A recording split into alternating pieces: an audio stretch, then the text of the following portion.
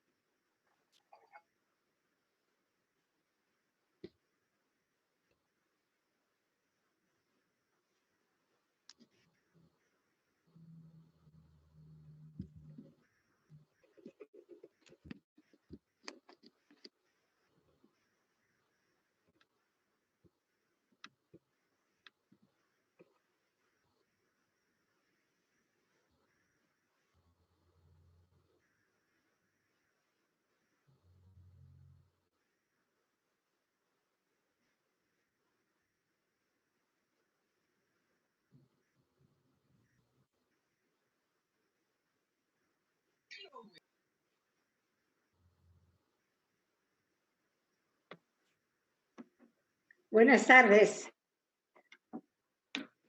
Buenas tardes. Buenas tardes. Buenas tardes.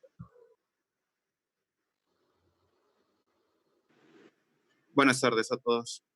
Buenas tardes a todos. Les pido, por favor, todos con cámara apagada y micrófono apagado. Por favor, muchas gracias. Bienvenidos.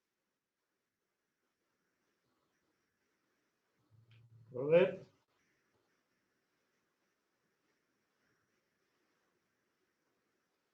Robert, ¿me escuchas? Sí, Luis Fernando, ¿qué pasó? Muchas gracias. Como yo me hago bolas con esto, si hay alguna situación, tú me interrumpes.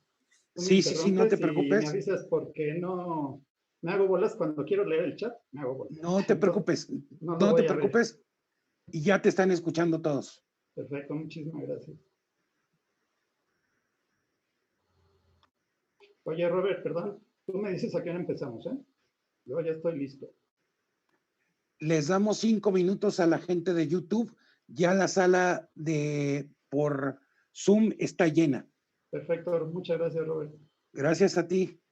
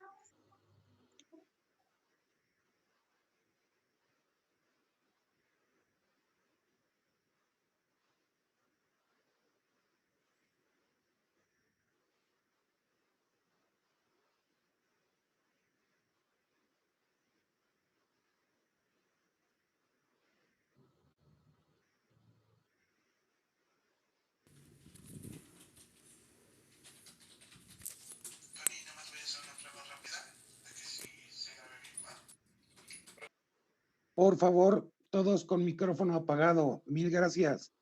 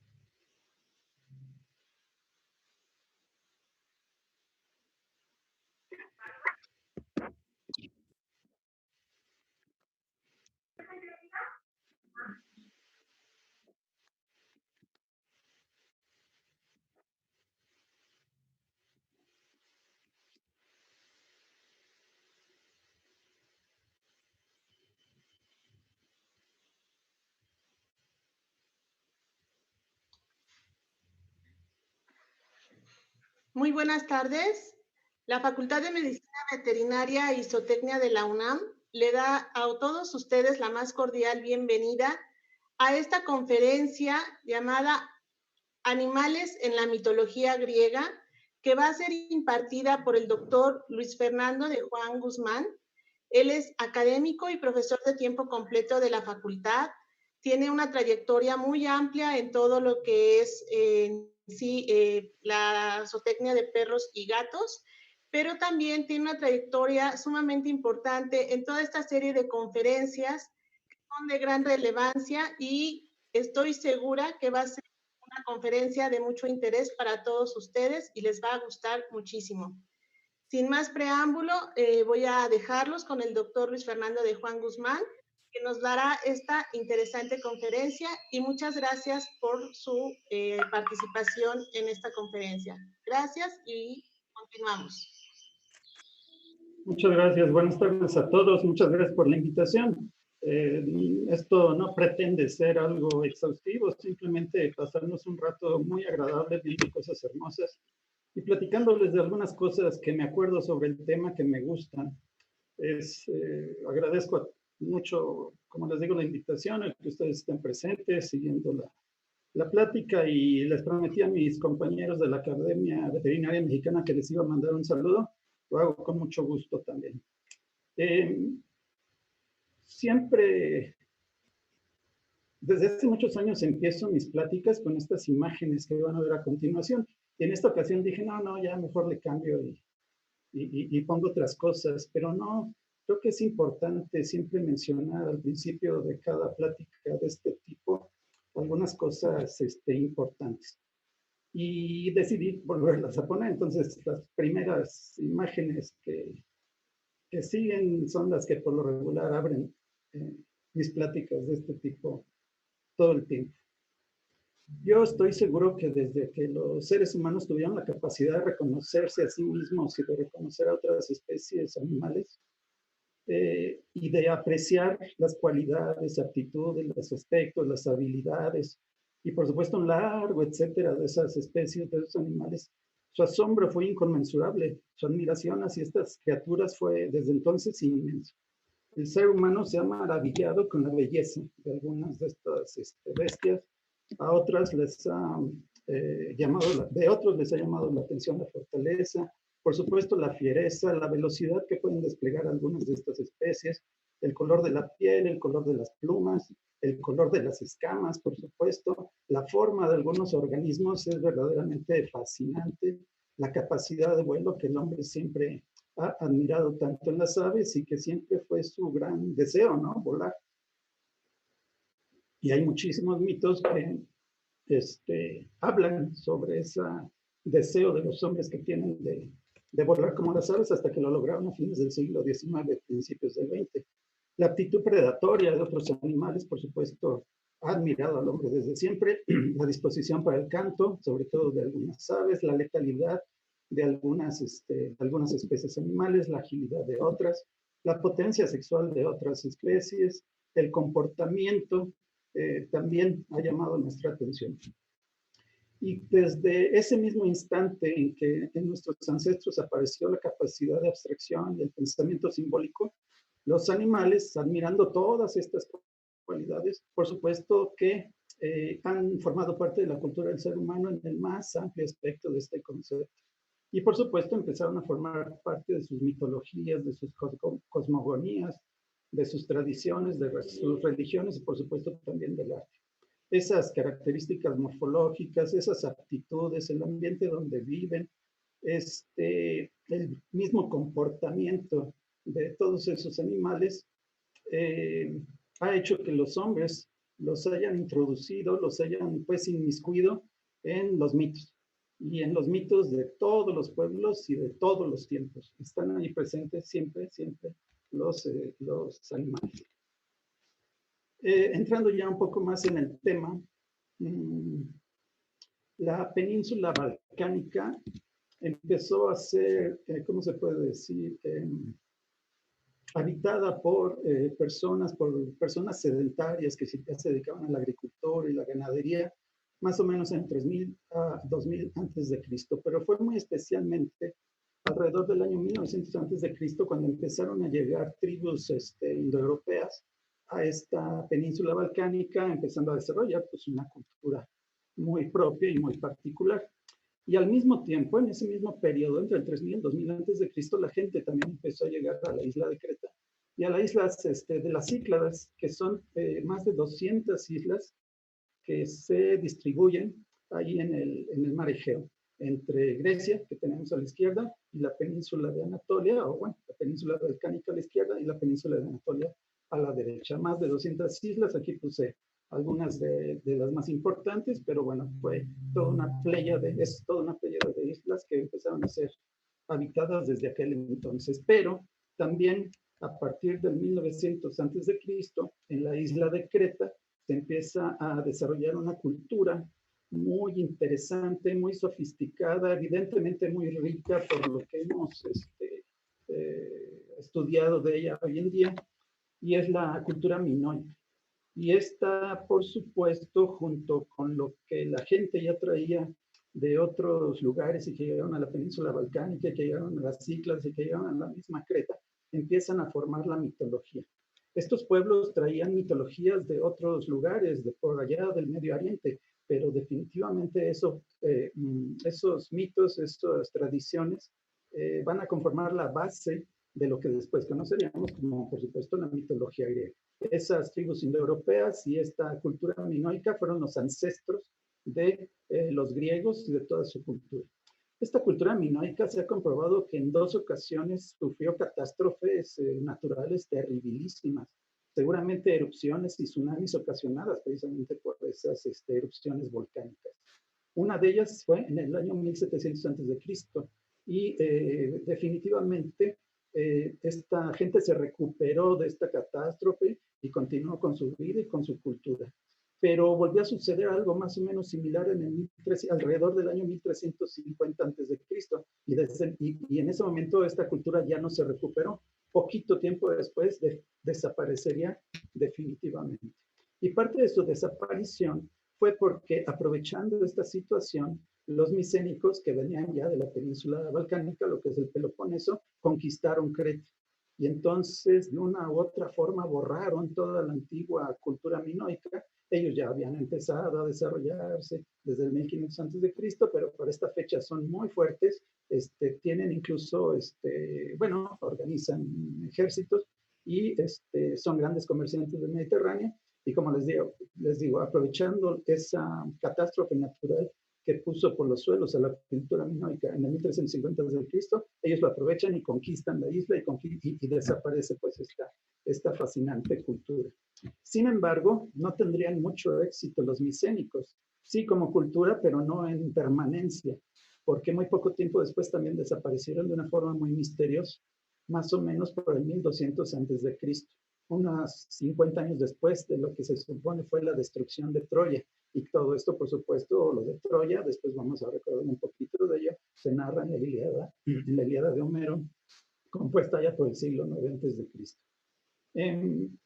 Entonces los micénicos también, junto con los minoicos, junto con esas tribus indoeuropeas que les platico, van siendo la base, van conformando la base en la que se sustentaría la cultura griega y después toda la cultura de Occidente, porque nosotros en Occidente abrevamos principalmente de la cultura greco-latina y esta, por supuesto, fue iniciada por los griegos.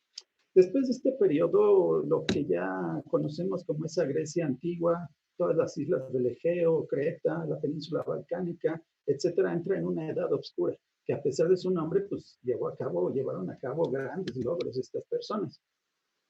Ellos empezaron a fundar colonias en esta época oscura, entre el 1100 y el 900 a.C. principalmente. Ellos empezaron a fundar más colonias en las costas de la península de Anatolia, como les decía, en el Peloponeso y en todas las islas del mar Egeo. Después pasa este periodo y empieza lo que los científicos o los investigadores llaman la Grecia arcaica, entre el siglo VIII y el siglo VI, y que toma como inicio la fecha de los primeros Juegos Olímpicos que se llevaron a cabo en el año 776 a.C. Todo lo que sucedió en esta época, me estoy yendo súper rápido porque ya para pasar rápidamente a lo que es la mitología, todo lo que pasó en esta época sentó las bases para la hegemonía de las grandes polis de la antigua, de las grandes ciudades, estados de la antigua Grecia, pero muy especialmente, por supuesto, de Atenas y Esparta, de donde nos llega muchísima información. Al mismo tiempo, ellos, grandes comerciantes, se estaban extendiendo por todo, principalmente sobre la cuenca norte del Mediterráneo, en las costas de Italia, en las costas de Sicilia, en las costas de Francia, incluso en las costas de España hubo colonias griegas. En los Dardanelos, que son este estrecho que comunica al mar Egeo con el mar de Mármara, en las costas del mar de Mármara, en el Bósforo, que es el estrecho que comunica el mar de Mármara con el mar Negro, y también llegaron a fundar muchas colonias en el propio mar Negro. Entonces, este era el mundo griego, ya para la época clásica, una cultura pujante, bulliciosa, impresionante, de la que nosotros, les digo, somos herederos, todos en Occidente, y a lo largo de todo esto que les platico tan rápidamente se fue constituyendo esta fascinante mitología que es la de los griegos. Nosotros estamos acostumbrados a la Grecia clásica con su arte, su arquitectura, la cual empieza en el siglo V antes de Cristo, pero como ya vimos, esto tiene una larguísima historia y hunde sus raíces en tiempos remotísimos, incluso fuera de Grecia, incluso, como les digo, allá en el Medio Oriente. Y se va conformando, se va creciendo, se va tejiendo poco a poco lo que hoy conocemos como esta mitología griega fascinante. Y por supuesto los animales, como vamos a ver, están presentes constantemente a lo largo de todas estas civilizaciones, a lo largo de todo este devenir histórico, a lo largo de todos estos siglos y milenios, van apareciendo los animales, no solamente en el arte, sino por supuesto también en los mitos. Una de las cosas más intrigantes que conocemos o que se han descubierto de allá de la isla de Creta, en esa cultura minoica antiquísima, es estas mujeres con una especie de serpientes en las manos. Nadie sabe muy bien qué son, si son sacerdotisas, si son diosas. Algunos científicos les han dado el nombre de la gran diosa de las serpientes, la gran dama del laberinto. El chiste es que aparecen y evidentemente ya tienen que ver aquí los animales o algún simbolismo tenían, porque si no, pues el personaje no aparecería con esas serpientes en las manos. No sabemos qué significan, no sabemos exactamente qué eran. Lo que sí estamos seguros es que los animales, y en este caso las serpientes, eran importantes para estas personas. Y para toda la historia previa a los griegos y posterior a los griegos, los toros fueron muy importantes, aunque estos son de la isla de Chipre, que se encuentra mucho más al oriente del mar Egeo. De todas maneras, me gustó la imagen para empezar a hablar de los toros.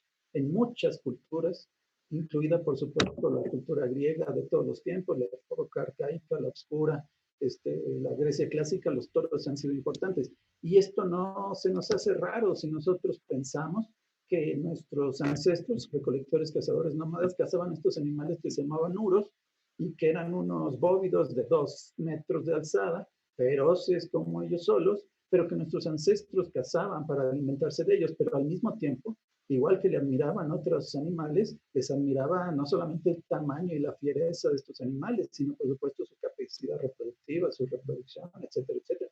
Entonces, desde aquel entonces, allá hace 30, 35 mil años, el hombre los empezó a representar, el hombre los admiraba, por supuesto se alimentaba de ellos, pero también los iba plasmando en el arte. Así que los toros, los bóvidos, son una de las especies más presentes en todas las religiones del mundo, en todas las culturas del mundo y por supuesto en el arte que emana de esas religiones, mitologías, cosmogonías, en fin. Entonces, pensar que esta gente adoraba a los toros no es raro si nosotros pensamos en todas estas situaciones.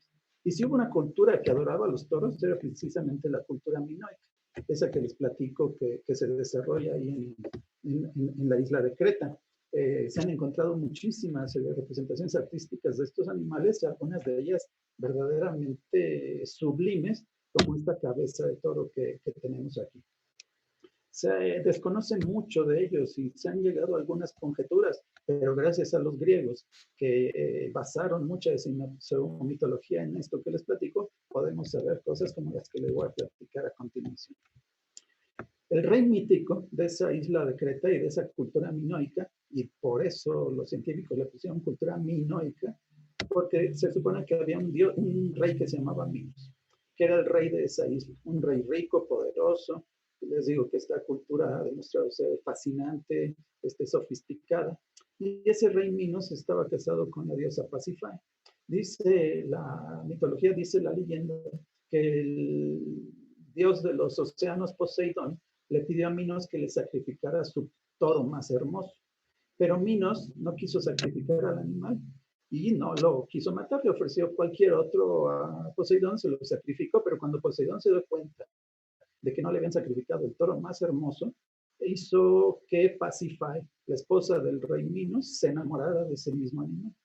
Y entonces, con esta pasión tan grande que tenía Pasífae por aquel toro precioso, mandó a hacer a Dédalo, un sabio inventor, un hombre inmensamente inteligente, una vaquilla. Unas tradiciones dicen que era de bronce, otras dicen que era de vaca. El chiste es que la vaca estaba hueca. Y esta Pasífae se metió dentro de la vaca. Y entonces el toro, como la vaquilla era muy hermosa, el toro también se enamoró de la estatua, la montó, la cubrió, y en realidad estaba teniendo relaciones con Pasífae, que estaba dentro de la vaca.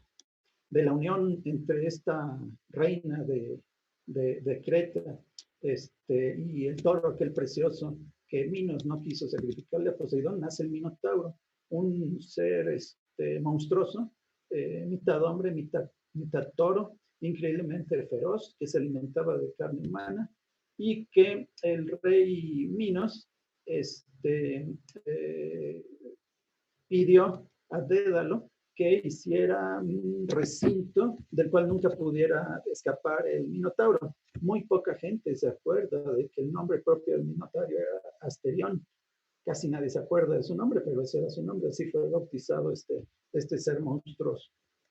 Y entonces Minos, que quería un recinto del cual no pudiera escapar este monstruo que comía carne humana, le pidió a Dédalo, a ese mismo inventor tan sabio, que lo hiciera. Y entonces Dédalo se dice que hizo el laberinto de Creta, que algunos investigadores han comparado con el complejísimo Palacio de Knossos, que es una estructura que tiene más de 1000 habitaciones, o en su tiempo tuvo más de 1000 habitaciones, y que ahora parece que no es un palacio. Siempre se creyó que era un palacio, pero las últimas investigaciones parecen indicar que no fue un palacio. Como quiera que sea, es una estructura inmensa, en ruinas, pero allá en sus tiempos ha de haber sido algo impresionante, como les digo, con más de 1000 habitaciones, y por supuesto una edificación laberíntica. Entonces, muchas veces este llamado Palacio de Knossos es el que inspira todo esto del laberinto, y para muchos que pensamos en la mitología, es posible que allí tal vez, pues por supuesto de forma mítica, de forma metafórica, allí hubiera estado encerrado el famoso Minotauro. El toro comía periódicamente 7 jóvenes y 7 doncellas que tenían que venir desde Atenas, porque Minos humilló a Lática, humilló a Atenas, la ciudad-estado de Atenas, y eso les exigió como tributo. El hijo del rey de Atenas, Teseo, le pidió a su padre que lo incluyera dentro de los jóvenes que tenían que ir hasta Creta para alimentar al Minotauro.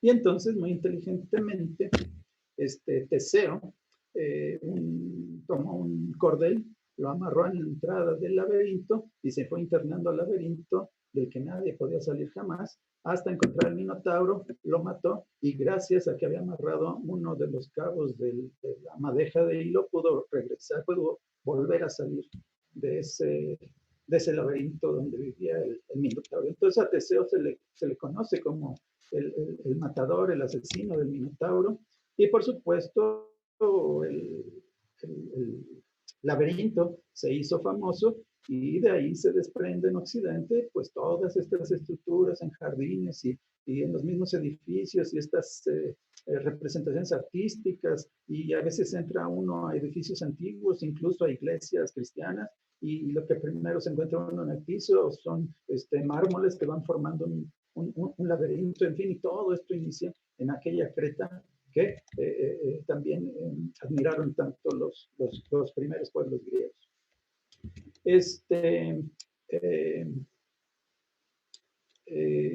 Y bueno, entonces ya pudo salir Teseo del laberinto después de haber matado al famoso Minotauro, y como ven, pues hay muchas representaciones artísticas a lo largo de los siglos que representan, antiguas y modernas, que representan a este ser tan interesante que es el Minotauro.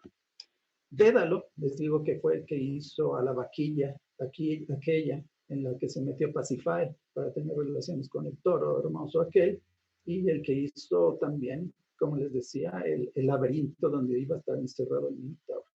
Pero era un inventor que también, muy sabio, que también en algún momento tuvo como aprendiz a su sobrino Perdix, pero envidioso de que Perdix era inmensamente inteligente, un sabio también inventor como él, al cual se le atribuyen inventos como la sierra, el compás, el formón para trabajar la madera, el torno de alfarería, o sea, cosas que tal vez nos parezcan muy pequeñas hoy en día, pero que en aquel entonces, en su momento, fueron grandes logros que le permitieron al hombre, pues por supuesto, seguir avanzando en su proceso civilizatorio. Y entonces Dédalo, al ver que su sobrino estaba superándolo en sabiduría, en inventiva, en creatividad y todo esto, aprovechando a que subieron a adorar a Atenea, a la Acrópolis de Atenas, precisamente, aprovechando un momento envidioso de su sobrino, empujó a Perdix para que se matara, para que cayera al despeñadero y se matara. Pero como Atenea estaba atenta y estaba observando toda esta situación, convirtió en la caída a Perdix, en una perdiz. Por eso las perdices, aquí les puse a una de allá de Grecia, reciben ese nombre por el sobrino de Dédalo, al cual intentó matar por envidioso, por estar celoso de la sabiduría del sobrino. Y entonces Atenea lo salvó convirtiéndolo en perdiz. Por supuesto, ya pudo planear, pudo volar y aterrizar sin ningún daño. Pero de ahí vienen las perdices, porque Atenea convirtió a este sobrino de Dédalo en una perdiz. Después, ante esta situación, Dédalo fue juzgado y, ¿cómo se dice? Lo corrieron de Atenas. Entonces, él por eso fue a parar a la corte de Minos, allá en Creta, y por eso lo de la vaquilla, y por eso lo del laberinto, y todo esto que les he platicado. Pero Dédalo también él mismo fue encerrado en el laberinto. Era tan complejo que a pesar de que él había podido hacerlo, no podía escapar de él. El único que pudo fue Teseo con aquel truco del hilo que amarró a la entrada. Entonces, perdido ahí en su propio laberinto, empezó a idear cómo poder salir. De alguna u otra forma, se dio cuenta cómo unas abejas estaban formando un panal, y de una que otra forma veía como las aves a veces pasaban, se posaban y dejaban una plumita por aquí y otra plumita por allá, y entonces decidió que con cera y plumas tendría que hacer unas alas para poder escapar como las aves, precisamente volando. Les digo que es uno de los grandes anhelos de los seres humanos. Y así tardó muchísimo tiempo, y su hijo Ícaro, que lo acompañaba en esta especie de cautiverio en el laberinto, le ayudó a hacer aquellas alas. Poco a poco fueron formándolas, poco a poco fue conformando la estructura, cubriéndola de plumas, y que estas iban pegadas a la estructura con esa cera de abejas que les platico, hasta que por fin estuvieron listas. Se las acomodó a su hijo, se las acomodó él, y salieron volando del laberinto. Con esta situación, su hijo Ícaro se sintió pues inmensamente dichoso, feliz, algo, imagínense lo que es volar como un ave, no en un aparato, sino en verdad como por un ave. Entonces él se entusiasmó mucho y cada vez iba subiendo más y más a los cielos. Y su padre le decía, oye, no subas porque te estás acercando demasiado al sol, y si se deshace la cera que está pegando las plumas a la estructura de las alas, pues vas a perder plumas y en algún momento vas a caer. Ícaro, lleno de gozo por poder volar como las aves, no me hizo caso, subió, hasta que la cera se derritió, fue perdiendo plumas, y ya las alas artificiales no fueron lo suficientemente fuertes como para sostenerlo, y Ícaro se precipitó al mar y se ahogó.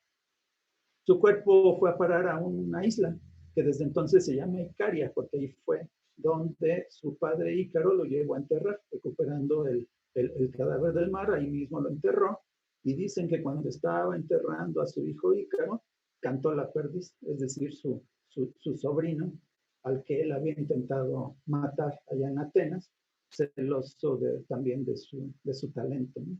Entonces, pues en el mundo griego las perdices se asocian con los funerales, con estos lutos, etcétera, etcétera. Y porque la perdiz cantó cuando Dédalo estaba enterrando a su amado hijo Ícaro. Como les digo, los micénicos conquistaron a los minoicos, y también, por supuesto, los micénicos, igual que otras muchas culturas, igual que seguiría sucediendo en Grecia, adoraban de una u otra forma a los toros. Esta es la entrada principal de la antigua Acrópolis de Micenas, de estos conquistadores que fueron muy importantes después en la guerra de Troya. Y quiero que noten las leones que están aquí en esta entrada principal. Los leones, por supuesto, que representan la fortaleza, la realeza, la fiereza del pueblo micénico, y eran los animales heráldicos, por decirlo de alguna forma, representantes, los símbolos de la realeza micénica. Entonces también ellos estaban de muchas formas involucrados con los animales.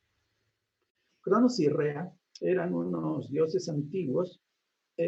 Cronos había, ¿cómo se dice?, destronado a su padre Urano, y se había apoderado, por supuesto, del trono, le había arrebatado el poder. Se casó con su hermana, se casó con su hermana Rea, y juntos empezaron a tener hijos, pero había una profecía que así como él había destronado a su padre Urano, también alguno de sus hijos lo iba a destronar a él. Así que cuando Rea paría, Cronos se comía a los niños. Así nació Demeter o Demeter, como ustedes gusten, es correcto de las dos formas. También fue hija de ellos Hera, Hades, Hestia, Poseidón, y el último de sus hijos fue Zeus. Rea, cansada de que su esposo se estuviera comiendo a sus hijos, ocultó a Zeus y le dio a comer a Cronos una piedra envuelta en las sábanas en donde debió ir envuelto el niño, y entonces Cronos, sin darse cuenta, la devoró. Mientras tanto, Rea, la madre de Zeus, la mandó con las ninfas a una región en donde podría estar a salvo de su padre. Y una de las ninfas, llamada Maltea, que algunos algunos mitos dicen que era una mujer que a su vez tenía una cabra, otros dicen que era la misma cabra, se supone que amamantó al que después sería rey de los dioses, a Zeus. Se supone que Amaltea lo alimentaba con su leche, que de sus cuernos se escurría la ambrosía y el néctar, que son los alimentos de los dioses, y de esta forma fue creciendo y fortaleciéndose Zeus hasta que se hizo lo suficientemente fuerte como para enfrentarse a su padre y destronarlo, y convertirse él en el rey de esta nueva generación de dioses. Hay distintos mitos, que fue veneno, que fue un vomitivo, que simplemente le abrió la panza a su padre, pero sacó él a sus otros 5 hermanos. Sacó a su hermana Hera, a su hermana Deméter, a su hermana Hestia, a su hermano Hades y a su hermano Poseidón. Estos hombres, los hermanos hombres, se dividieron el mundo.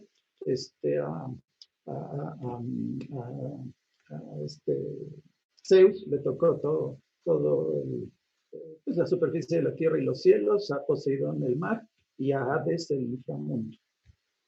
Pero bueno, siempre se ha recordado a Amaltea como la cabra nodriza del rey de los dioses Zeus. Antes de que llegara a ser lo suficientemente poderoso para enfrentarse a su padre Cronos, pues Zeus era un niño que iba creciendo y por supuesto cada vez más y más fuerte. En algún momento jugando con su cabra Amaltea, aquí lo vemos amamantándose, pero en algún momento jugando con su nodriza Amaltea, accidentalmente le rompe un cuerno. Y del cuerno inmediatamente empieza a escurrir, sigue escurriendo ese néctar, esa ambrosía, los alimentos de los dioses, y empiezan a surgir todas las cosas que a Zeus se le antojaran, manjares de cualquier tipo, oro, plata, piedras preciosas, lo que fuera. Y Zeus se lo regaló precisamente a las ninfas, ese cuerno roto, para agradecerle sus cuidados durante toda esa infancia que él tuvo.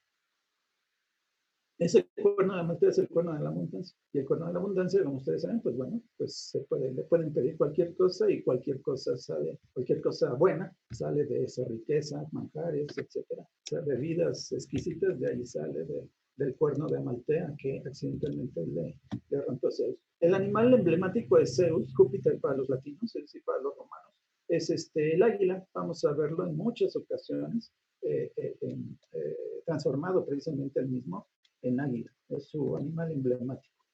Y el animal los animales de su esposa son los pavos reales, los gansos, ahorita platicamos por qué, pero a su misma hermana y al mismo tiempo esposa, Juno, la pudo conquistar.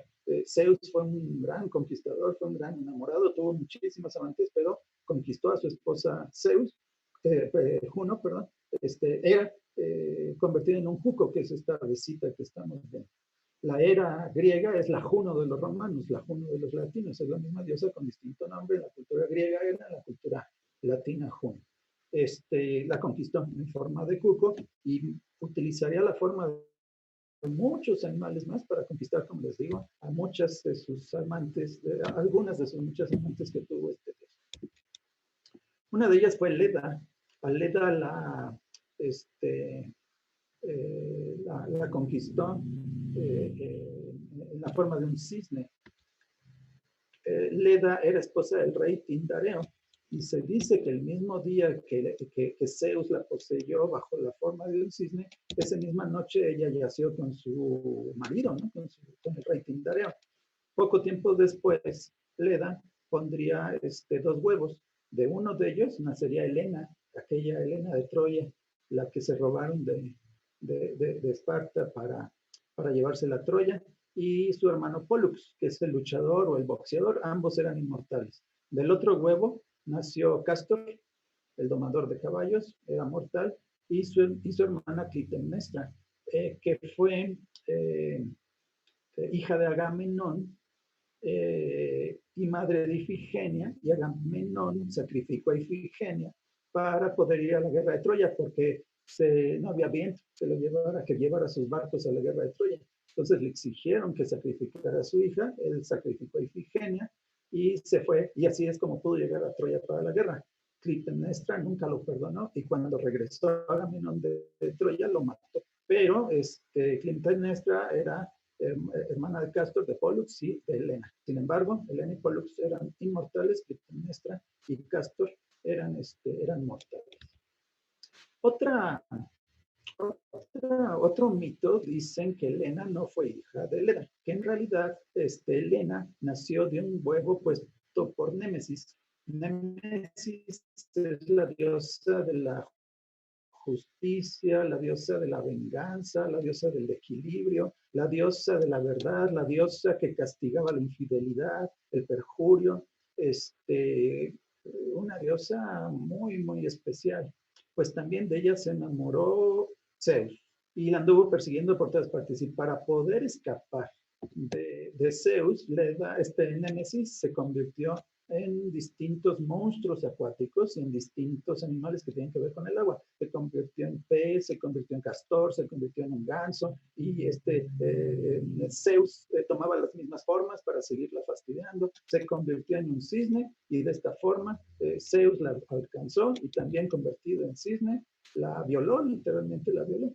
De ahí, como les digo, Némesis puso un huevo que después Hermes puso entre las piernas de esta Leda, y ella, pues, de una u otra forma lo empolló, y cuando nació Helena, que se supone, según este otro mito, es hija de Némesis, pues también la quiso como su propia hija y la creó como su propia hija. Entonces, hay variantes en los mitos, de acuerdo a la época, etcétera, etcétera, pero de todas maneras siguen siendo, por supuesto, fascinantes. Otra de las amantes de Zeus fue Europa. A ella la conquistó en forma de un toro blanco. Europa era hija de un rey que tenía una gran cantidad de ganado, y en cierto momento le llamó la atención un toro precioso, de color blanco, y cuando vio que era mansito y todo esto, se acercó, lo acarició, incluso lo montó, y en cuanto Zeus, convertido en toro, sintió que ya la montó, se lanzó al mar y se la llevó, la raptó. Entonces, Europa la conquistó bajo la forma de un toro blanco.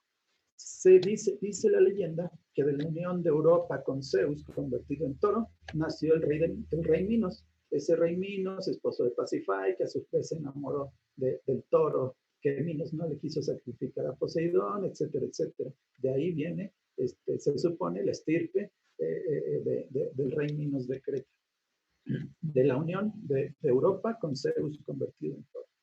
Se enamoró también Zeus de Io, una bellísima, bellísima muchacha. Y como era su esposa, notó que ya se estaba tardando, que estaba pues fuera ya mucho tiempo del Olimpo, y sospechando, conociendo pues todas las infidelidades de su esposo, y ella siendo una mujer increíblemente celosa. Recordemos que Hera es la diosa del matrimonio, del amor conyugal, de la fidelidad, etcétera, etcétera.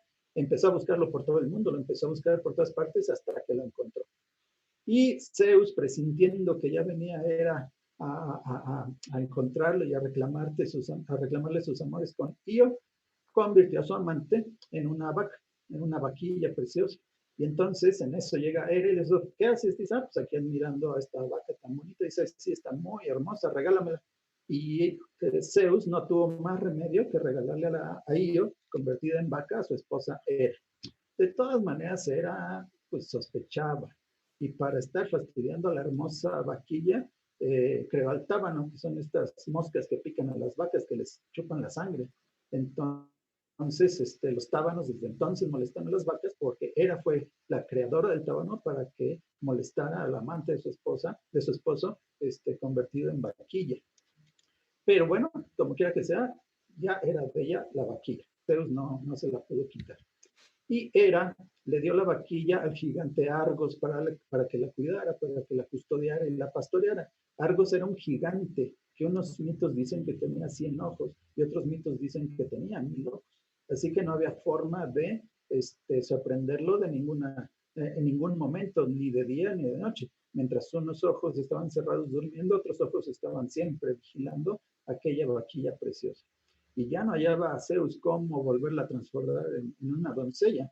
Ya no encontraba la solución al dilema. Y entonces Zeus le pidió a Hermes que fuera por la vaquilla, se la quitara a Argos y que se la devolviera para poderla volver a convertir en una doncella, ¿no? Hermes es el dios Mercurio para los latinos. El chiste es que Hermes, que sabe tocar muy bien la flauta, con su flauta hizo que todos los ojos del gigante Argos se durmieran, se cerraran, para que no vieran cómo se robaba la vaquilla. Sin embargo, esto no fue suficiente. Hermes mató a Argos, lo golpeó hasta la muerte y de esa forma pudo robarse a la vaquilla y de esa forma Zeus pudo recuperar a su amante Io, que por ese momento, como les digo, era propiedad de su esposa, de su celosa esposa Hera. Hera, buscando la vaquilla, buscando al gigante Argos, que era su fiel sirviente, no lo hallaba por ninguna parte hasta que lo encontró muerto. Sabiendo cómo había sido fiel y obediente, lo volvió a la vida, pero lo volvió a la vida bajo la forma del pavo real. Por eso les decía hace unos minutos que el pavo real es uno de los animales de Hera, Juno para los latinos, uno de sus animales emblemáticos porque es el gigante Argos. Si nosotros nos fijamos en las hermosas plumas de la cola del pavo real, ahí están los cientos los muchos ojos que tenía este gigante. Ellos, sus ojitos quedaron plasmados en la cola de esta ave. Y por eso también, en muchas ocasiones, como podemos ver aquí, su carruaje va tirado precisamente por pavos reales. Esta es una constante en la mitología de que su carruaje estaban uncidos de unos pavos reales que eran los que tiraban de esta diosa. Sin embargo, pues Hera siempre le perdonaba sus infidelidades a su esposo, el poderoso Zeus. Otro de los animales emblemáticos, también les mencioné hace unos minutos, de Hera, es miren, aquí va, todavía sus pavos reales van tirando de su carro, pero otro de los animales emblemáticos era el ganso, porque los gansos suelen hacer parejas de por vida. Un ganso no toma otra pareja hasta que su compañero, su compañero muere, por lo regular. Eso hace esta especie. Entonces, este comportamiento, por supuesto que los griegos lo observaron, y qué mejor que fuera este animal fiel, el símbolo de la diosa de la fidelidad, de la diosa del amor conyugal, de la diosa del matrimonio. Entonces, también el ganso fue una criatura consagrada a Hera, la celosa esposa de Zeus. Siempre me gusta recordar que muchos siglos después, en el templo de Juno, o sea, la Hera de los griegos, Juno de los romanos, allí en la ciudad de Roma se mantenían unos gansos consagrados a la diosa, unos gansos que se consideraban sagrados. Y dice la historia, esto ya no es leyenda, es historia, que el 3 de agosto del 390, la madrugada del 3 de agosto del 390 a.C., los galos atacaron Roma, y que los únicos que se dieron cuenta fueron los gansos del templo de Juno, los cuales empezaron a graznar de una forma terrible. Los gansos son excelentes guardianes, casi mejores que los perros, porque son muy escandalosos. En cuanto ven algo raro empiezan a graznar, incluso a atacar, son bastante agresivos. Y los gansos de Juno, del templo de Juno, que sintieron algo raro, empezaron a graznar como locos. Esto permitió a los romanos darse cuenta que estaban siendo invadidos y rechazar la invasión de los galos. Los gansos de Juno salvaron a Roma hace 2400 años, hace poco menos de 2400 años. Otra gran amante, otra famosa amante de Zeus era Calisto, pero Calisto era difícil de conquistar. Calisto andaba, era una ninfa que andaba junto con Artemisa. Artemisa era una de las hijas de Zeus, que había pedido ser siempre virgen. Le había pedido a su padre una ciudad donde fuera adorada. Su padre le regaló 50 ciudades que fueron dedicadas a Artemisa. Le pidió un arco, flechas que nunca dejaron de dar en el blanco. Le pidió una jaula de perros y todo se lo consiguió su padre. Le pidió unas ninfas del bosque, unas ninfas del agua, unas ninfas del mar, para que la acompañaran siempre en sus cacerías, con la condición de que todas estas ninfas tenían que ser siempre vírgenes, como ella. Y Calisto era una de ellas, así que era difícil conquistar a Calisto. Pues Zeus se convirtió en su propia hija. Zeus tomó la forma de Artemisa, así se pudo acercar a Calisto, conquistarla y dejarla embarazada. Otra vez hay muchas versiones del mito. Unos dicen que el mismo Zeus convirtió a Calisto en una osa para que ésta escapara de la siempre celosísima Hera, que andaba detrás de todas sus amantes, fastidiándolas y todos sus hijos ilegítimos. Otras versiones dicen que Artemisa, al darse cuenta que Calisto ya no era virgen, ella misma la convirtió en una osa para que la flecharan, para que la mataran. como quiera que sea, y esto es algo muy frecuente en la mitología griega. Calisto, en su forma de osa, sufrió catasterismo. Catasterismo es cuando un ser, un animal, tal vez a veces un objeto, etcétera, etcétera, es convertido en estrellas, es convertido en constelaciones. Ese es el catasterismo. Esta Calisto fue catasterizada y fue mandada a los cielos en su forma de osa, y es la constelación de la Osa Mayor, la misma Calisto que fue mandada a los cielos, como les platico. Otros mitos dicen que Fénice fue una ninfa que también sufrió la misma situación. Les digo que a veces los mitos se revuelven o se enciman unos con otros. Sufrió la misma situación de ser violada por Zeus, etcétera, etcétera, y que eso mismo provocó que también fuera catasterizada y transformada en la constelación de la Osa Menor. Entonces tenemos en el cielo dos osas, una es Calisto, la Osa Mayor, y otra es Fénice, la Osa Menor. Otros relatos, otros mitos dicen que esa Osa Menor en realidad es Sinosura. Sinosura fue una de las nodrizas de Zeus, muy querida por Zeus. Entonces, de una u otra forma, Zeus también la mandó a los cielos y la transformó, la catasterizó y la transformó en la Osa Menor. Entonces, para las mismas constelaciones, para las mismas estrellas, a veces tenemos muchos mitos diferentes que, les digo, surgen en distintas épocas y a veces, por supuesto, incluso son contradictorios, pero bueno, no importa. El chiste es que ha llegado hasta nosotros estos mitos tan bonitos. El hijo de Calisto con Zeus, el hijo que tuvieron, se llamó Arcas, y también fue catasterizado y lo mandaron a los cielos formando la constelación de Artofílace. Y esta constelación de Artofílace literalmente significa el guardián de la osa, y está enfrentito de la osa mayor. Él la está acompañando a su madre en el cielo, y junto con la Osa Menor, él es el que las cuida, el que las guarda, el que las protege. Esta misma constelación también es conocida como Bootes, y representa un boyero, un cuidador de bueyes. Como quiera que sea, es un guardián. Unos lo veían como un cuidador de bueyes, otros los veían como un cuidador de las osas, de la Osa Mayor, que es su madre, y de la Osa Menor. Antíope, otra bellísima mortal, Zeus la conquistó en forma de sátiro. Los sátiros, como ustedes saben, eran mitad hombre, mitad chivo, siempre muy libidinosos, siempre muy sexuales, siempre detrás de las ninfas, queriéndolas literalmente violar. Así tomó, esa fue la forma que tomó Zeus para violar a Antíope. Y después, como Antíope había perdido la virginidad y todo esto, pues cayó en la cólera de su padre, que la quería matar. Entonces Zeus se le aparecía a Antíope en forma de lechuza, aconsejándole lo que tenía que hacer, a dónde debería de huir, cuándo, en qué momento, etcétera, para escapar del mucho enojo que tenía su padre en contra de ella. Asteria sufrió el acoso de Zeus, igual que otras muchas diosas. Y tratando de escapar de Zeus, se convirtió en codorniz. Unos dicen que se convirtió en codorniz, otros dicen que se convirtió en una isla, la isla de Ortigia. Ortigia, esto es lo que significa, la isla de las codornices. Entonces, ya sea que se haya convertido ella misma en una codorniz o que se haya convertido en una isla, esa isla se caracterizaba por estar llena de codornices. Había una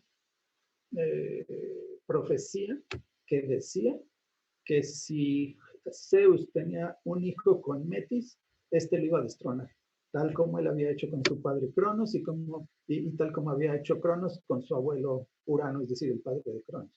Entonces, él no quería tener ningún hijo con Metis. Sin embargo, Metis era verdaderamente preciosa, y entonces no pudo resistir el deseo Zeus y tuvo relaciones con él.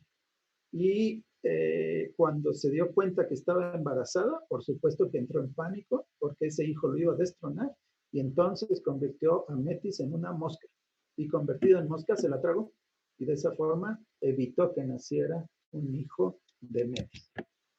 Tiempo después, a Zeus le dio un terribilísimo dolor de cabeza, una cosa espantosa. Y entonces le pidió a uno de los dioses que le diera un hachazo, a ver si de esa manera podía aliviar el tremendo dolor de cabeza que tenía. En cuanto le dieron el hachazo y se abrió el cráneo, nació ya ataviada para la guerra Atenea, la Minerva de los latinos, la diosa de la guerra justa, la diosa de la sabiduría, la diosa de las artes menores, de las artes domésticas, como el bordado, el tejido, la alfarería, todo eso. Ella era una excelente trabajadora en ese aspecto. Aparte, por supuesto, de una gran guerrera. Les digo que ella nació con escudo, con yelmo, con lanza, ya desde el cráneo de su padre. Nació directamente de su padre, después de que su padre había devorado a Metis, convertida en mosca. Entonces, de una u otra forma, pues es hija de Metis, pero también de una u otra forma es una hija nada más de Zeus, porque nació de la cabeza de Zeus. La diosa Atenea siempre fue asociada con los búhos, porque en aquel mundo el búho era considerado un animal sabio, un animal que podía ver en la noche, en el día, un animal pues, en introspección siempre, como quiera que sea, su comportamiento también lo interpretaron como sabiduría, y esta diosa de la sabiduría pues era representada o era acompañada por su animal simbólico. Su animal simbólico era precisamente estos búhos que representan la sabiduría, el amor al conocimiento, el estudio, etc. Hefesto era un dios tosco, un dios grosero, burdo, un dios muy trabajador, siempre estaba en su forja, era el dios de la herrería, hacía armas para los dioses, hacía animales y personas de oro y plata y de metales desconocidos, y después les daba vida. Era pues muy, muy habilidoso para hacer todas esas cosas. Y como siempre estaba en la fragua, como siempre estaba trabajando, siempre estaba tiznado, siempre estaba... Por ahí se oye un micrófono. Me da un favor de cerrarlo, gracias. Muchas gracias. Hefesto era siempre andaba sucio. Como siempre estaba trabajando, siempre estaba sucio. Y les digo que aparte era tosco, con muy poco trato social. Y para acabalar toda esta figura, tenía mal una pierna, por lo tanto, cojeaba constantemente. Hefesto es el Vulcano de los romanos, el Vulcano de los latinos. Una vez que Atenea, esta diosa de la guerra justa, la sabiduría, etcétera, fue a verlo para encargarle unas armas, él la vio tan hermosa que intentó violarla. Por supuesto que Atenea, que también es otra diosa virgen, no se dejó y se pudo apartar, pero no sin antes de que Vulcano, de que Hefesto, eyaculara, y parte de su semen cayó en el muslo de la diosa. Ella tomó un pedazo de tela, se limpió el muslo y tiró la tela con el semen de Hefesto a la tierra.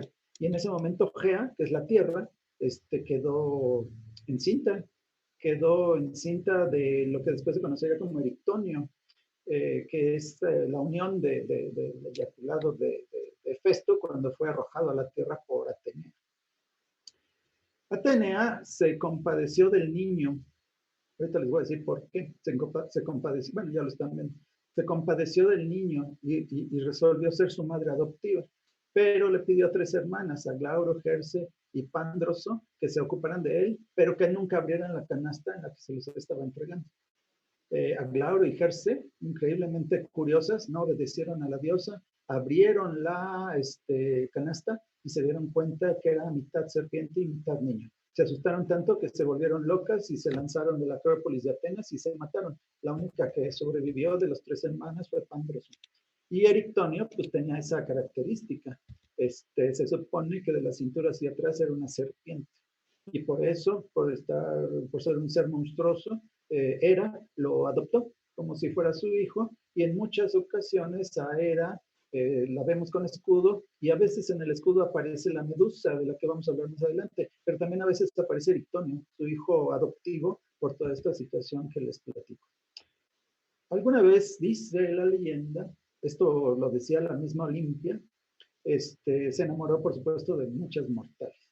Olimpia es un personaje histórico. Olimpia del Épiro fue la que se casó con Filipo de Macedonia y juntos tuvieron a Alejandro Magno, este personaje histórico.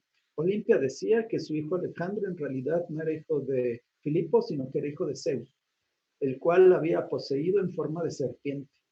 Que Zeus se había convertido en serpiente, tuvo relaciones con Olimpia y que de esas relaciones nació Alejandro Magno. Ella siempre le dijo a su hijo que era hijo de Zeus y que Zeus la había poseído, como les digo, bajo la forma de serpiente. Y bueno, siempre también me gusta recordar a Bucéfalo, el caballo más querido de Alejandro Magno, que no solamente le mandó a hacer una ciudad, le mandó a hacer muchas ciudades en todo su recorrido hacia Asia, en su conquista, uno de los más grandes conquistadores de toda la historia. Y poca gente, y por eso lo pongo aquí, se recuerda a su perro que se llamó Peritas y que también al cual quiso muchísimo. Zeus, en algún momento se enamoró de Ganímedes, un bellísimo, bellísimo muchacho. Ganímedes fue raptado, fue arrebatado de la tierra por Zeus convertido en águila. Esta situación es ampliamente representada, este mito es ampliamente representado a través de toda la historia del arte de Occidente. El rapto de Ganímedes por Zeus convertido en un águila. Se lo lleva al Olimpo, está muy, muy enamorado de él, lo convierte en el copero de los dioses, el que sirve la ambrosía a los dioses, que es el alimento, como les digo, junto con el néctar de los dioses. Y también lo vemos frecuentemente representado en esta situación de copero, ofreciendo un cuenco a Zeus o a otros dioses, pero muy especialmente a Zeus en la forma del águila, que fue como lo raptó. El rey Tros era el papá de Ganímedes y por supuesto estaba súper triste de que había desaparecido su hijo, que había sido llevado al Olimpo, que ya nunca más lo iba a volver a ver. Y entonces Zeus, para compensar a su triste padre, le mandó un par de caballos de sus propias cuadras, de los establos sagrados del Olimpo. Le mandó un par de bellísimos caballos del rey Tros y una vid de oro, una vid que daba uvas y hojas de oro constantemente. En cierta ocasión en la que estaba Zeus con Ganímedes, y que eran las pocas ocasiones en las que bajaba la guardia Zeus, porque siempre estaba al pendiente de cualquier situación, de cualquier cosa entre los mortales, entre los dioses, al pendiente de cualquier traición, etcétera, excepto cuando estaba con Ganímedes. En una de estas ocasiones aprovechó Prometeo para robar el fuego del Olimpo y fue y se los entregó a los seres humanos. No solamente el fuego es el símbolo. En realidad Prometeo fue el civilizador de la gente, el civilizador de la humanidad, con todo lo que esto implica. Eso representa el fuego.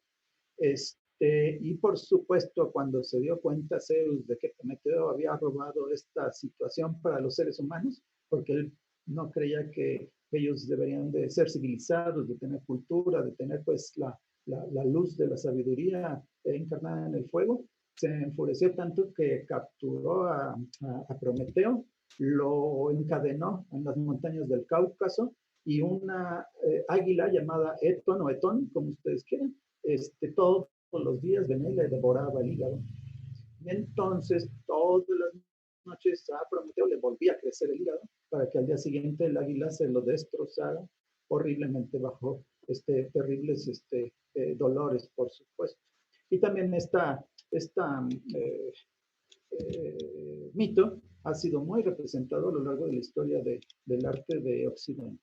Fue Heracles o Hércules para los latinos, quien salvó a Prometeo, quien lo desencadenó de allá del Cáucaso y quien mató a Etón para que no le siguiera devorando el hígado, no sin antes haber matado a las estinfálidas. Ahorita en unos minutos les digo quiénes eran las estinfálidas. Entonces vean, siempre hay muchas representaciones de este terrible suplicio de Prometeo, que fue benefactor, por supuesto, de la humanidad. Tampoco resistí poner esta otra representación. Yo soy un gran admirador de Gustave Moreau, que era un pintor francés que hacía estas cosas bellísimas. Algunas de las imágenes que pongo en la plática son de Gustavo Moro. Y como ven, pues la mitología va transformándose también. Gustavo Moro no puso a Prometeo con un águila, sino con buitres. Entonces me parece interesante y es un buen ejemplo de cómo va todo cambiando a lo largo de los siglos, de los milenios. Todo se va fraguando, se va abordando, y en este caso también las mitologías y el arte que las representa. Un hermano de Zeus, ya dijimos, era Poseidón, Neptuno para los latinos. Él fue el creador de los toros, el creador de los caballos, señor de los mares, de las tormentas, de los terremotos, un dios inmensamente poderoso como es el mar y los terremotos. Es Poseidón.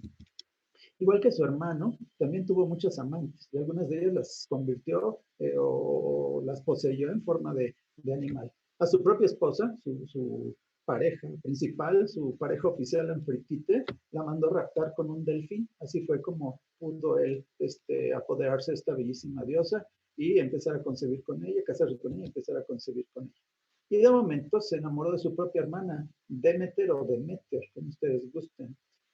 Era bellísima, verdaderamente bellísima. Demeter es la diosa de la agricultura, es la diosa de la fertilidad. Entonces, pues, es en verdad no solamente poderosa, sino bella. Y Poseidón, que tenía fama de feo, se enamoró de su hermana. Pero por supuesto su hermana no quería nada que ver con él y empezó a huir por todas partes para que no la fastidiara. Y Poseidón detrás de ella también fastidiando. Y entonces Demeter vio a lo lejos una manada de caballos y dijo, tal vez aquí me pueda pasar desapercibida. Se convirtió en una yegua. Dicen que en una yegua negra. Pero Poseidón se dio cuenta de ello y se convirtió en un caballo, en un semental. Y así en sus formas de caballo, él cubría a su hermana, y de la unión de Poseidón con Demeter nació Arellón. Arellón también hay un montón de mitos acerca de él. Unos dicen que tenía alas, otros dicen que no. Lo que sí todos dicen es que era un animal sabio, que podía hablar como las personas. Y algunos mitos dicen que sus cascos delanteros, que no tenía cascos en las patas de adelante, sino que tenía manos humanas. Total, un ser, como les digo, que los mitos dicen muchas cosas de él y nada en claro. El chiste es que era un animal inmensamente sabio, que hablaba como los humanos, podía o no tener alas, y que es producto de la unión de estos dos seres. A veces a las sacerdotisas de Demeter se les llamaba en la antigüedad las potras negras, recordando este mito que les platico. En otra ocasión, Poseidón se enamoró de Teofani, una bellísima muchacha también. A ella la convirtió en una oveja y se la llevó a una isla que se llama Crinisa. Entonces él se convirtió en un morueco, en un carnero, y juntos tuvieron a un bellísimo cordero que llegó a convertirse en un carnero maravilloso llamado Crisómalo. Y lo maravilloso de este animal es que todo su vellón era de oro, toda su lana era de puritito oro. Atamante y Néfele tuvieron unos hijos que se llamaban Frixo y Helle. Atamante despreció a Néfele y se juntó con Ino. Ino era una persona mala, era una mujer mala, y empezó a fraguar todo un enorme lío para que acabaran sacrificando a Frixo.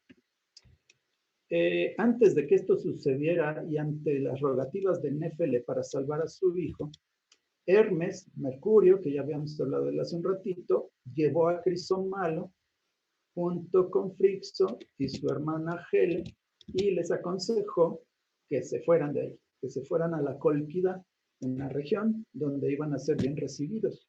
Montaron Frixo y Helle, Frixo por supuesto para no ser sacrificado y Helle para no quedarse sola sin su hermano, se montaron en Crisómalo, este bellísimo carnero que les llevó, como les digo, Hermes, y iban cruzando el Helesponto sobre los lomos de Crisómalo, cuando Helle perdió el equilibrio y se cayó en el mar. Por eso el Helesponto se llama así, en honor a Helle, que iba sobre el carnero precioso y que cayó desgraciadamente al mar muriendo. El Helesponto es estrecho que une el mar Egeo con el mar del Mármara. Aquí se los pongo. Frixo llegó con Crisómalo hasta la Cólquida.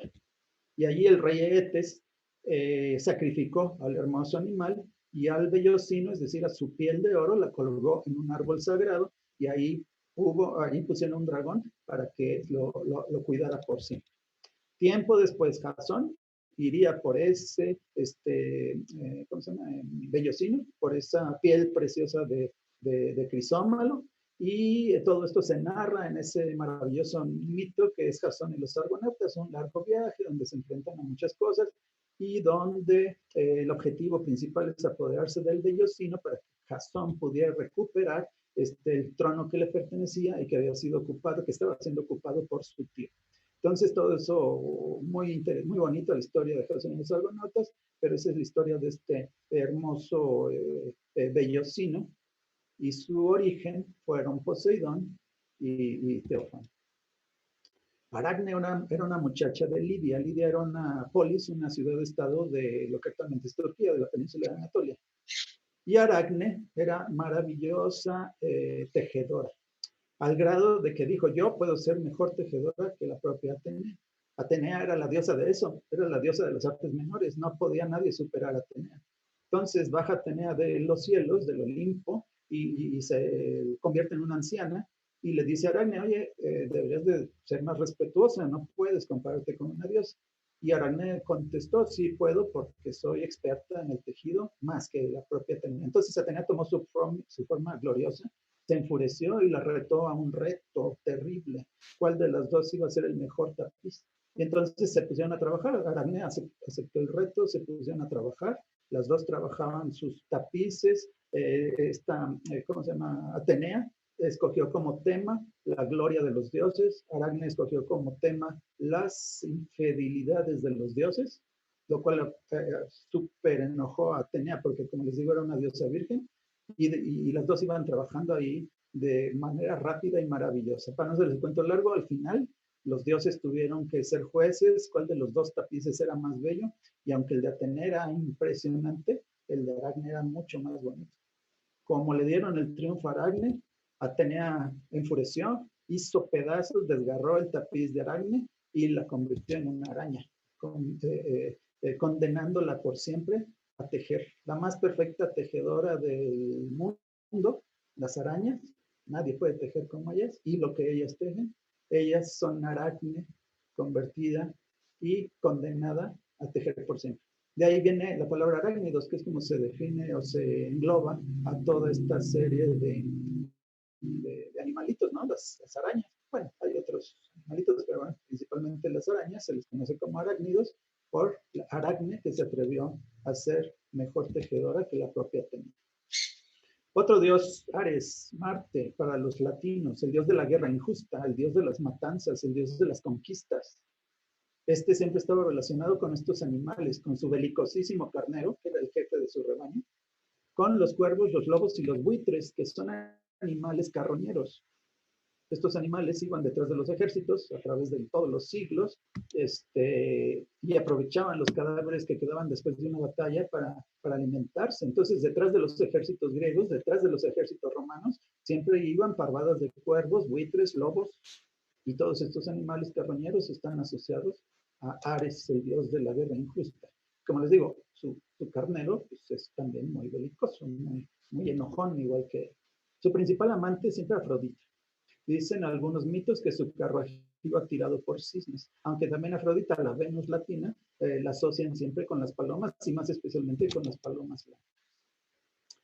Leto era hermana de Asteria, aquella que se convirtió, no solo en, bueno, unos mitos dicen que en Codorniz y otros mitos dicen que en la isla de Ortigia. Leto tuvo relaciones con Zeus también. Parece que toda la plática es de los amores de Zeus. Y nadie quería recibirla en su tierra para no enemistarse con Hera, la esposa celosa de Zeus. Solamente su hermana la recibió en su isla, en la isla de Ortigia, la isla de las codornices. Y a partir de ese momento, esa isla se empezó a conocer como Delos, una isla súper importante en toda la cultura, sobre todo en la cultura arcaica y después clásica de Grecia, una isla sumamente importante. Leto después acabaría siendo la madre de Artemisa y Apolo. Estaba embarazada de Artemisa y Apolo y fue a parir, fue a darle a luz a esta isla de Ortigia, porque como les digo, su hermana fue la única que la recibió. Sin embargo, la diosa Hera le dijo a la diosa de los partos que impidiera que nacieran estos niños. Después de 9 días de retraso y bajo dolores terribles, los dioses por fin se apiadaron y permitieron que tuviera Artemisa. Según la mayoría de los mitos, la primera que nació fue Artemisa. Y después Artemisa le ayudó a su madre Leto a parir a su hermano Apolo. Pero para esto dice la tradición que Leto se convirtió en una loba, que la parió siendo una loba. Huyendo de Hera, y que nadie los quería recibir, pues anduvieron por ahí vagando, huyendo, hasta que llegaron a un manantial. Y allí había unos pastores que por puro malvados que eran, antes de que Apolo, Artemisa y su madre Leto bebieran agua, agitaron el agua para empuercarla, para pues, que ya no fuera tan agradable beberla, que no estuviera clarita. Y entonces, enojada Leto, los convirtió en ranas. Aquí estamos viendo a Leto maldiciendo con sus 2 hijos, Artemisa y Apolo, en los brazos, y cómo los pastores malvados estos están convirtiéndose en ranas todos. 4 días después de nacido, Apolo se enfrentó a una terrorífica serpiente llamada Pitón, un monstruo serpentino, un monstruo reptiliano, terrible, y a los 4 días de nacidos, Apolo pudo vencerlos. Ahí donde venció ¿cómo se llama? A Pitón, se constituyó el oráculo de Delfos, consagrado a Apolo, uno de los oráculos más importantes de la antigüedad. Siempre me gusta platicar esto.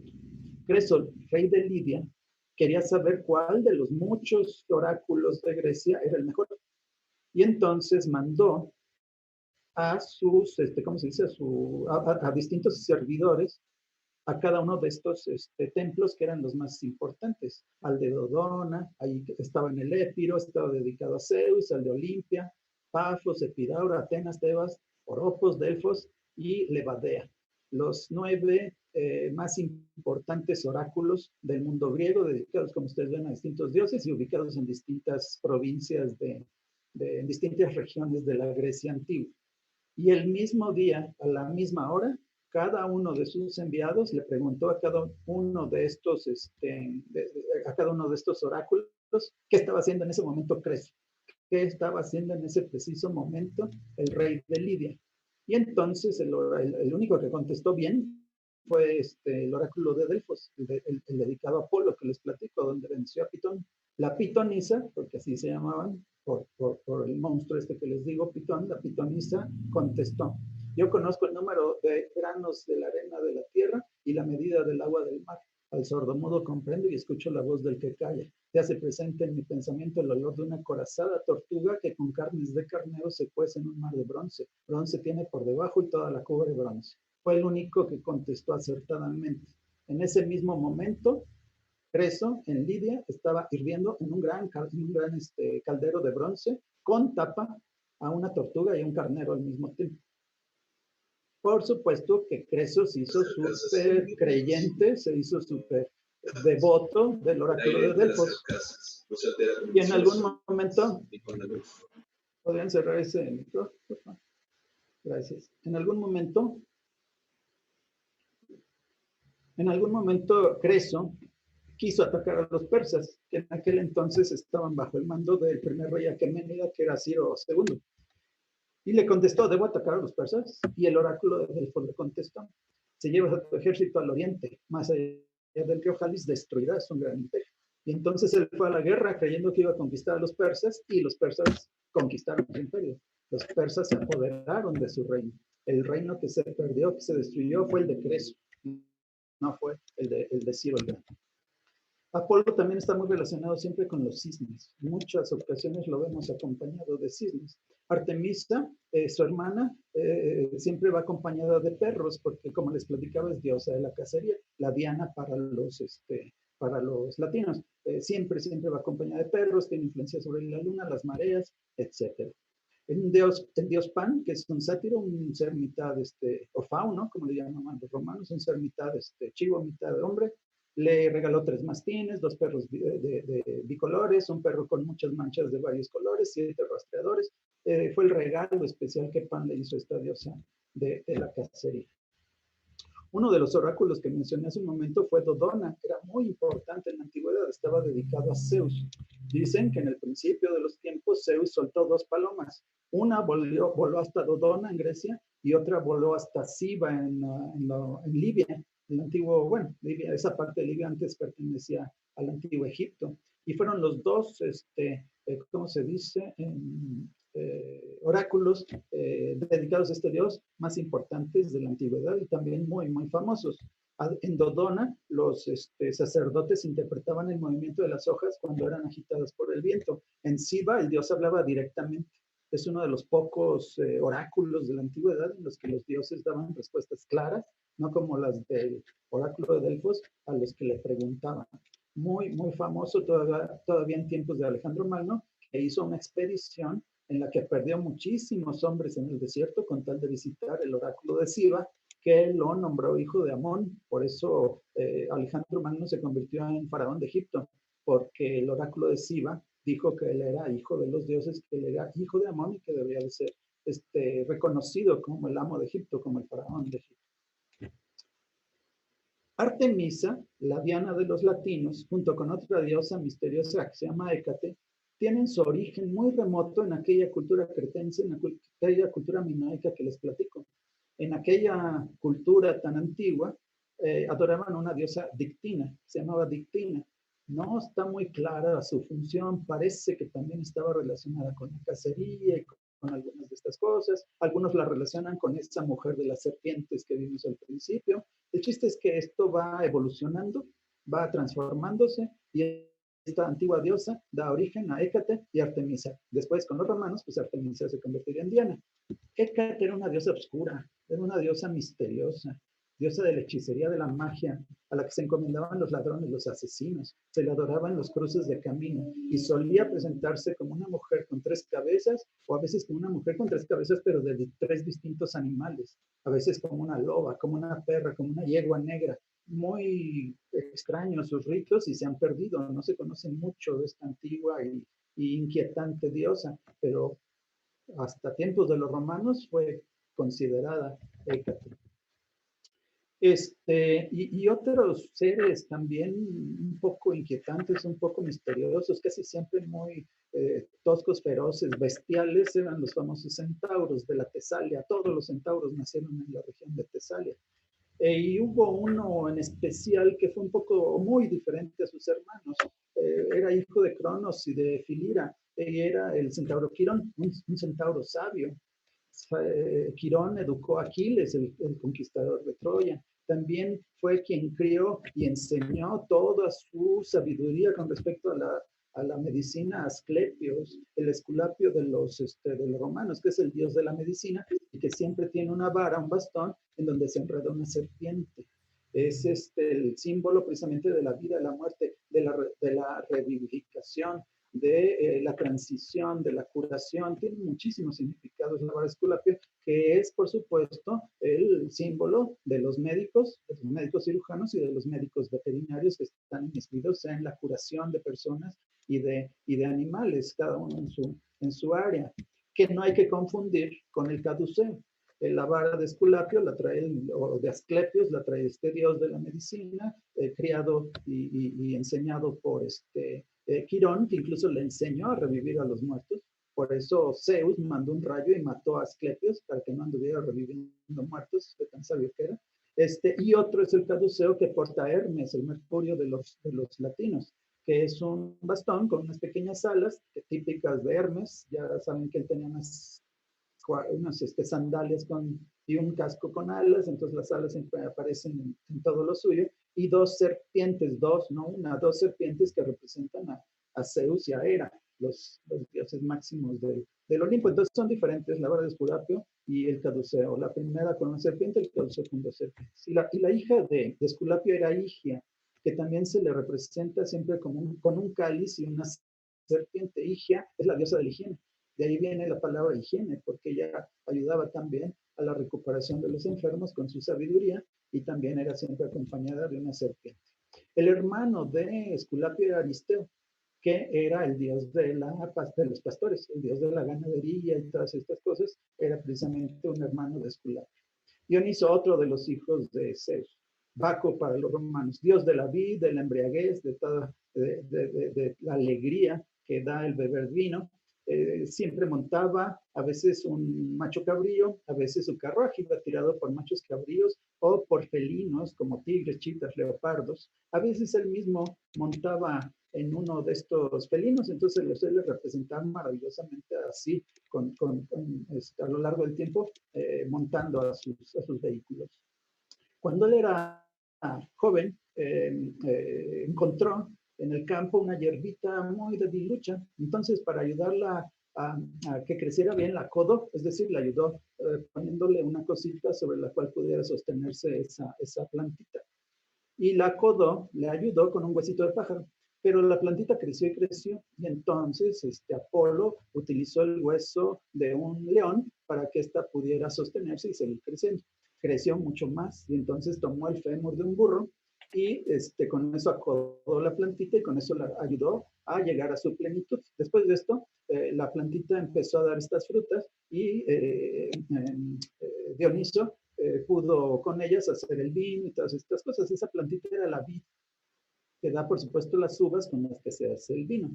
Dicen que la plantita absorbió las características de estos animales, de los pájaros, de los leones y de los burros. Porque cuando tomas el vino, primero te alegras como un pájaro, después te envalentonas como un león y después te embruteces como un burro. Cibele es una diosa misteriosa, una diosa antigua que adoptaron los griegos y después los romanos.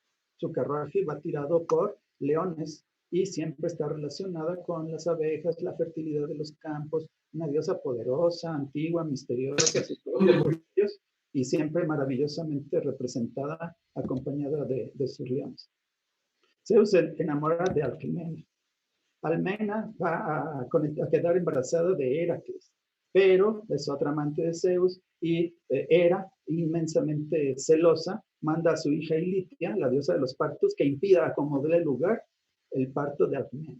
Dicen que se tardó 3 meses queriendo parir y no poder, porque a Ilitia no se le antojaba dejarla parir como le había encargado su madre Hera. Alcmena tenía una criada fiel que se llamaba Galantis, y Galantis piense, dijo, ya sé cómo le vamos a hacer. Para que Alcmena no pudiera parir a Hércules, a Heracles, Ilitia mantenía los puños cerrados y las piernas cruzadas. Y entonces Galantis fue con Ilitia y le dijo, ¿qué crees? Ya parió Alcmena, está bien bonito el niño, ya pasó todo. Y Ilitia no supo ni qué hacer. ¿Cómo era posible que ella ni se haya dado cuenta de que ella había parido a Alcmena, ¿no? Entonces se irritó tanto y al mismo tiempo se sorprendió tanto que descruzó las piernas, soltó los puños y en ese momento nació por fin Heracles. Entonces fue un engaño de Galantis a esta diosa de los partos, Ilitia. En castigo, Ilitia la convirtió en comadreja. Por eso existen las comadrejas, porque Ilitia castigó a Galantis convirtiéndola en una comadreja. Hera inmediatamente mandó un par de serpientes para que mataran al niño en la cuna, pero como Heracles ya era muy fuerte, mató a las serpientes, las asfixió con sus manitas. Entonces también vemos esto mucho en el arte cuando Hércules estaba bebé y mata a las serpientes. Después mató en un momento de locura, inspirada por los dioses, mató a su familia.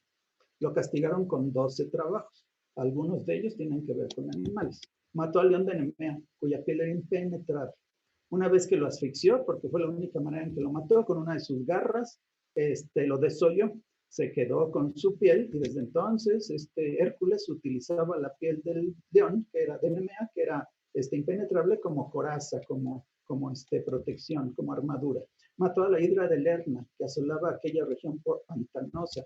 Y cuando estaba matando a la hidra de Lerna, Hera mandó a Carcinos, un cangrejo gigante que empezó a molestar a Heracles para que no pudiera cortarle las 9 cabezas que tenía la hidra de Lerna. Entonces ahí estaban molestando, pero de todas maneras Heracles pudo matar tanto a la hidra como a Carcinos. Y Hera, para agradecerle a Carcino su ayuda, también lo catasterizó y lo mandó a los cielos bajo la constelación del Cangrejo, es decir, Cáncer. Las yeguas de Diomedes eran antropófagas, comían carne humana. Otro de sus trabajos fue amansarlas, capturarlas. Mató a Diomedes, y después de matarlo se lo echó a las yeguas para que también se lo comieran. También esto ha sido muy representado en el arte occidental. Capturó a la cierva de Cerinea, que tenía sus cuernos de oro y sus pezuñas de bronce, y que era un animal veloz y muy difícil de atrapar. Mató a las estinfálidas. Cuando iba camino del Cáucaso a liberar a Prometeo, que estaba encadenado ahí por haberle dado el fuego a los seres humanos, pasó por el lago Estínfalo, y ahí habitaban las aves también antropófagas del dios Ares, el dios de la guerra. Las mató a una por una, pero las iba matando una por una, pero eran tantas que no pudo con todas, y entonces utilizó un enorme cencerro para hacer un horrible ruido que las alejó. Mató a algunas. Estas eran terribilísimas. Las garras y los picos de bronce, las plumas más largas de sus alas también eran de bronce, y como les digo, antropófagas. Mató al jabalí de Erimanto, que más bien lo atrapó, no lo mató, lo atrapó al jabalí de Erimanto, que desolaba toda aquella región. Lavó los establos del rey Eugías, 5,000 vacas, y el establo no había sido lavado en 20 años. Entonces tuvo que desviar un río para lavar los establos. Capturó al toro de Creta, aquel del que se enamoró Pasífae. Mató a Gerión, que tenía un ganado rojo sagrado y que era custodiado junto con Gerión, junto con un perro llamado Ortrus. Gerión era un gigante, tenía 3 troncos que nacían de la misma cintura, entonces 6 manos, 3 cabezas, invencible, poderosísimo. No, Heracles lo mató. También mató a su perro Ortros, que tenía la característica de tener 2 cabezas. Y Ortros era hermano del Cerbero, del can Cerbero, el que cuidaba, el perro que cuidaba las puertas del infierno. Pero su hermano Ortros tenía 2 cabezas. Cerbero, dice la tradición, casi siempre que 3. Hay tradiciones que dicen que hasta 50, pero bueno, casi siempre lo vemos con 3 cabezas. Protegía la entrada del infierno, del inframundo, para que los vivos no entraran y para que los muertos no salieran. Heracles lo pudo encadenar, lo sacó a la luz, lo sacó pues del inframundo, y cuando recibió la luz del sol, la luz del día, el Cerbero empezó a babear, y con la saliva que llegó al suelo nació el acónito, que es esa bellísima florecita morada que es venenosa, que tiene veneno, que es tóxica. Nació de la saliva del Cerbero cuando Hércules lo sacó a la luz del día. Y también el Cerbero, pues sabemos que es sumamente representado hasta en películas, ¿no? Es un ser fascinante para muchos artistas. En algún momento peleó contra las amazonas, que eran excelentes jinetes, que sabían manejar los caballos maravillosamente. Y otros seres terroríficos, algunos de los seres terroríficos a los que se enfrentó Heracles en sus 12 trabajos eran hijos de estos 2 titanes antiguos monstruosos, serpentinos, reptilianos, que eran Equidna y Tifón. Estos 2 seres inmensos, feroces, terribles, espantosos, tuvieron al Cerbero, a Ortros, ahorita les hablo de la quimera, la esfinge, ya vimos a la hidra de Lerna. También dieron origen fueron los padres de las gorgonas, una de ellas es Medusa. Ladón, que fue un dragón que custodiaba el jardín de las Hespérides, tuvo que ir Hércules a las Hespérides, al jardín de las Hespérides, a robarse unas manzanas, que en realidad el que hizo el trabajo fue Atlas, mientras Heracles sostenía el cielo en sus hombros, pero esas manzanas eran custodiadas por Ladón, un dragón serpiente. El león de Nemea, Etón, el que le comía el hígado todos los días a Prometeo, el dragón de la Cólquida, que cuidaba el vellocino de oro que ya vimos, y la cerda de Cromión, que en algunos mitos aparece con el nombre de Falla. Ahorita les enseño los que faltaron. Nosotros ya vimos al león, a la hidra, etc.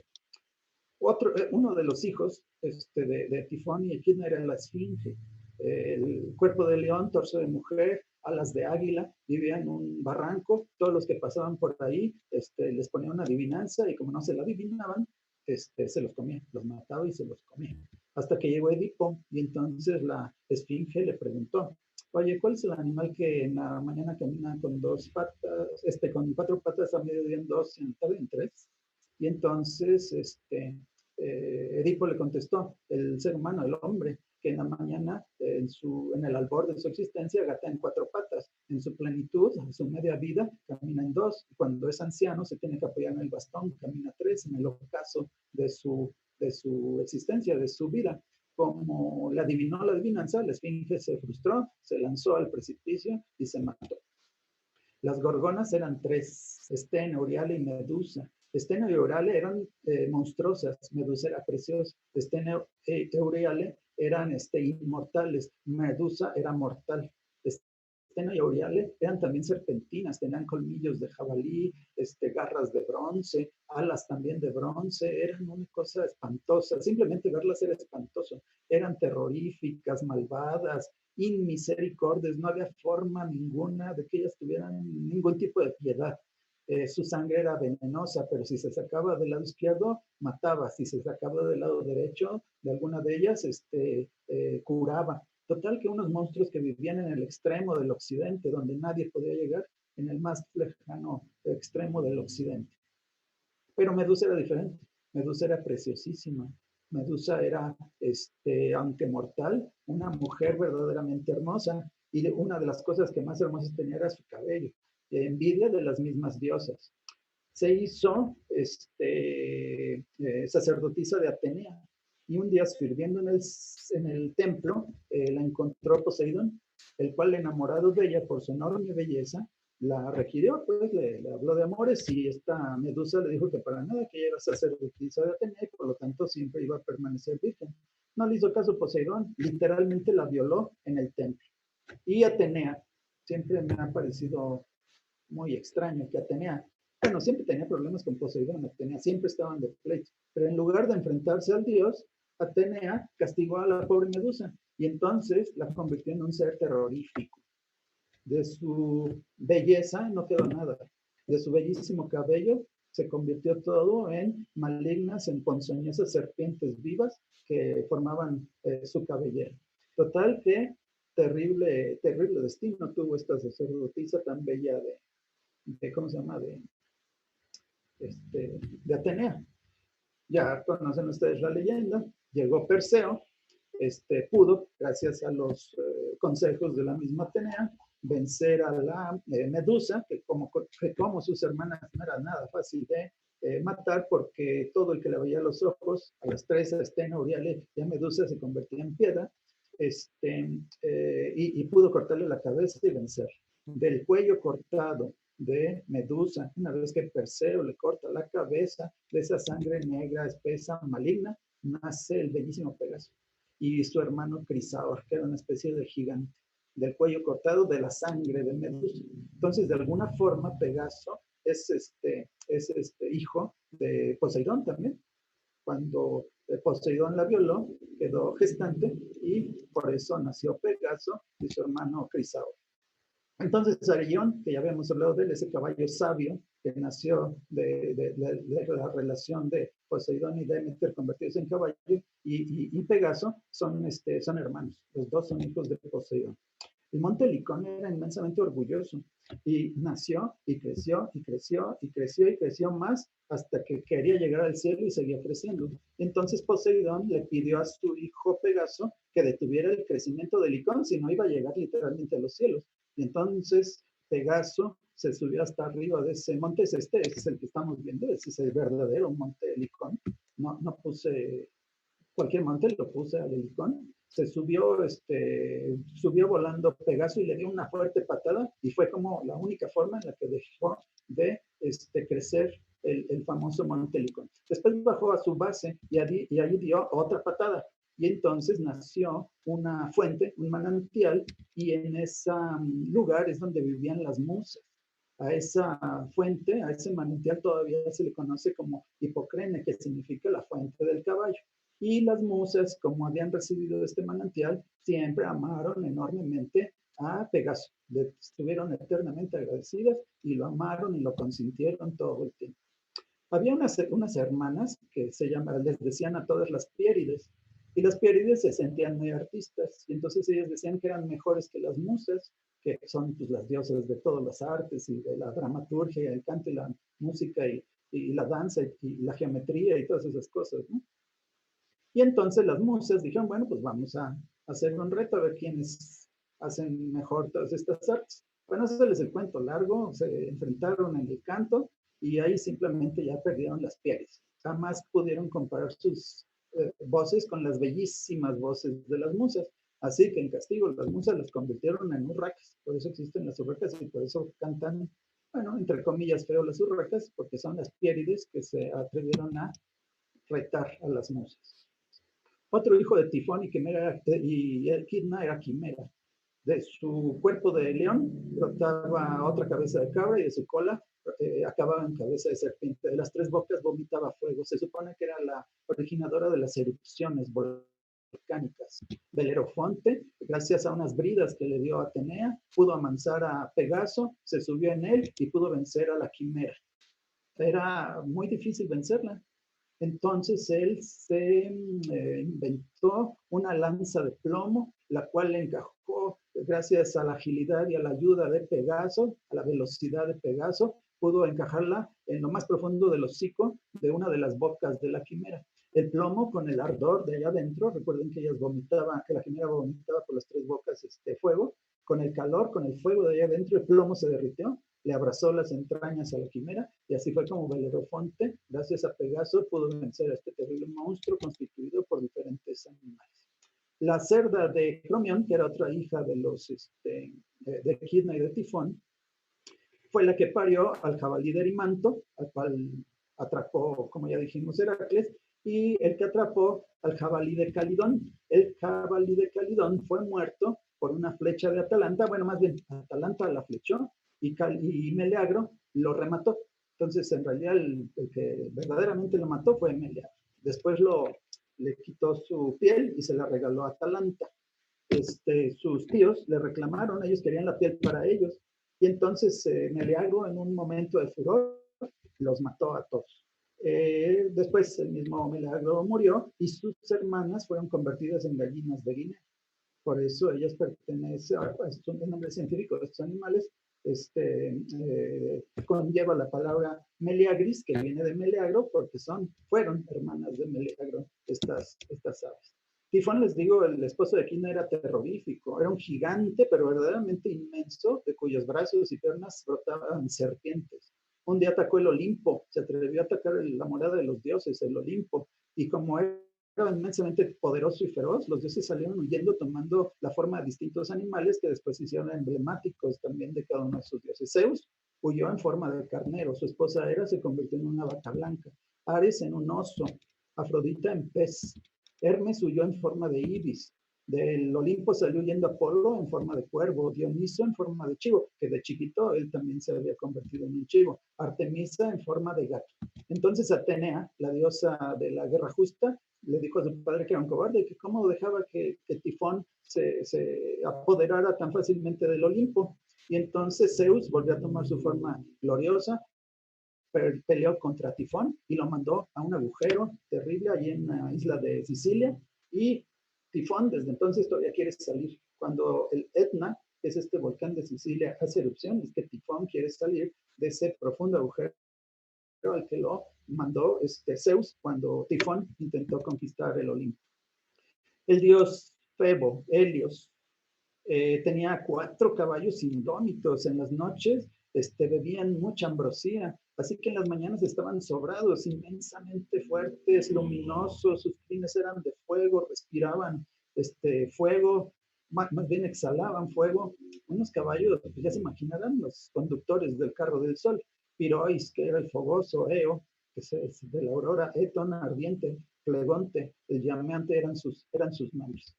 Faetón le pidió a su padre que le permitiera conducir. Su padre lo había prometido por el lago Estigia, que era una promesa, pues Estigia era el lago del inframundo, y nadie podía dejar de lado una promesa hecha por el lago Estigia. Entonces él prometió concederle lo que él quisiera y él quería conducir su carro del sol.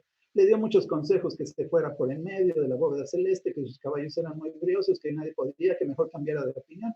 Faetón se empeñó, y cuando por fin le prestaron el carro y cuando iba hacia arriba, los animales eran tan indómitos, tan fogosos, que él perdió el control. empezó a paniquearse, empezó a perder el control de los animales y los animales subían, bajaban para un lado, para el otro, hicieron cosas terribles. Se subieron tanto al cielo en algún momento que la tierra se congeló. De ahí vienen los polos. En otro momento bajaron tanto a la tierra que la quemaron, la tostaron, la hicieron, todo lo calcinaron. De ahí nace el desierto del Sahara. Quema a las personas. Se supone que las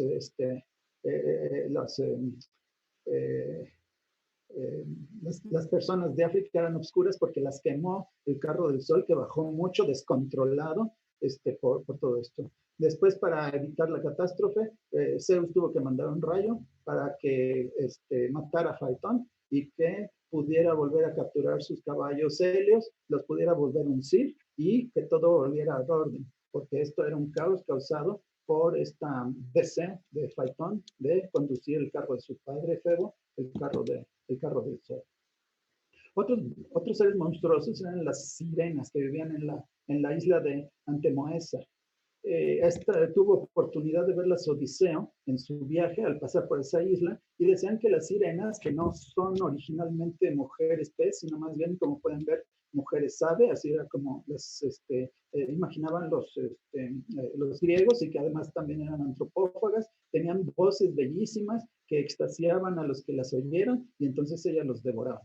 Odiseo mandó que toda su tripulación que regresaba a Ítaca, su tierra, se pusiera cera de abeja en los oídos para no oírlas, y él se mandó amarrar en el mástil de la embarcación para poder oír sus maravillosos cantos. Y así pudo superar ese tramo del viaje sin caer, para poder, oyendo esos maravillosos cantos y además sin caer en las fauces, en las garras de estos seres. Orfeo, el dios de la música, un día se enfrenta a las sirenas y con su bellísima música, que resulta ser más hermosa que los cantos de estos seres, también las frustra, y las sirenas se lanzan al mar y se ahogan, se matan, porque no soportan que la música de Orfeo sea más hermosa que sus cantos. Y algo parecido a las sirenas, también seres monstruosos, como con aves de rapiña, en un principio muy bellas y después ya se hicieron feas, las arpías, que eran las que atormentaban a aquellas personas a las que les indicaba Zeus, y muy especialmente el rey Finio. El rey Finio ofendió a Zeus, así que todos los días le servían un manjar exquisito y todos los días llegaban las arpías, se comían lo que podían, echaban a la tierra y llenaban con excrementos la poca comida que quedaba, y el rey Finio siempre estaba hambriento porque las arpías lo atormentaban por el mandato de Zeus. Eran como la venganza para los enemigos de Zeus. Ellas los hacían pedazos. Aelo, viento tempestuoso; Cípete, vuelo rápido; Seleno, la oscura; y Podarge, la pies veloces. Podarge se unió al viento del occidente llamado Céfiro, y juntos tuvieron a Janto y Balio, que fueron los caballos de Aquiles que llevó a la guerra de Troya.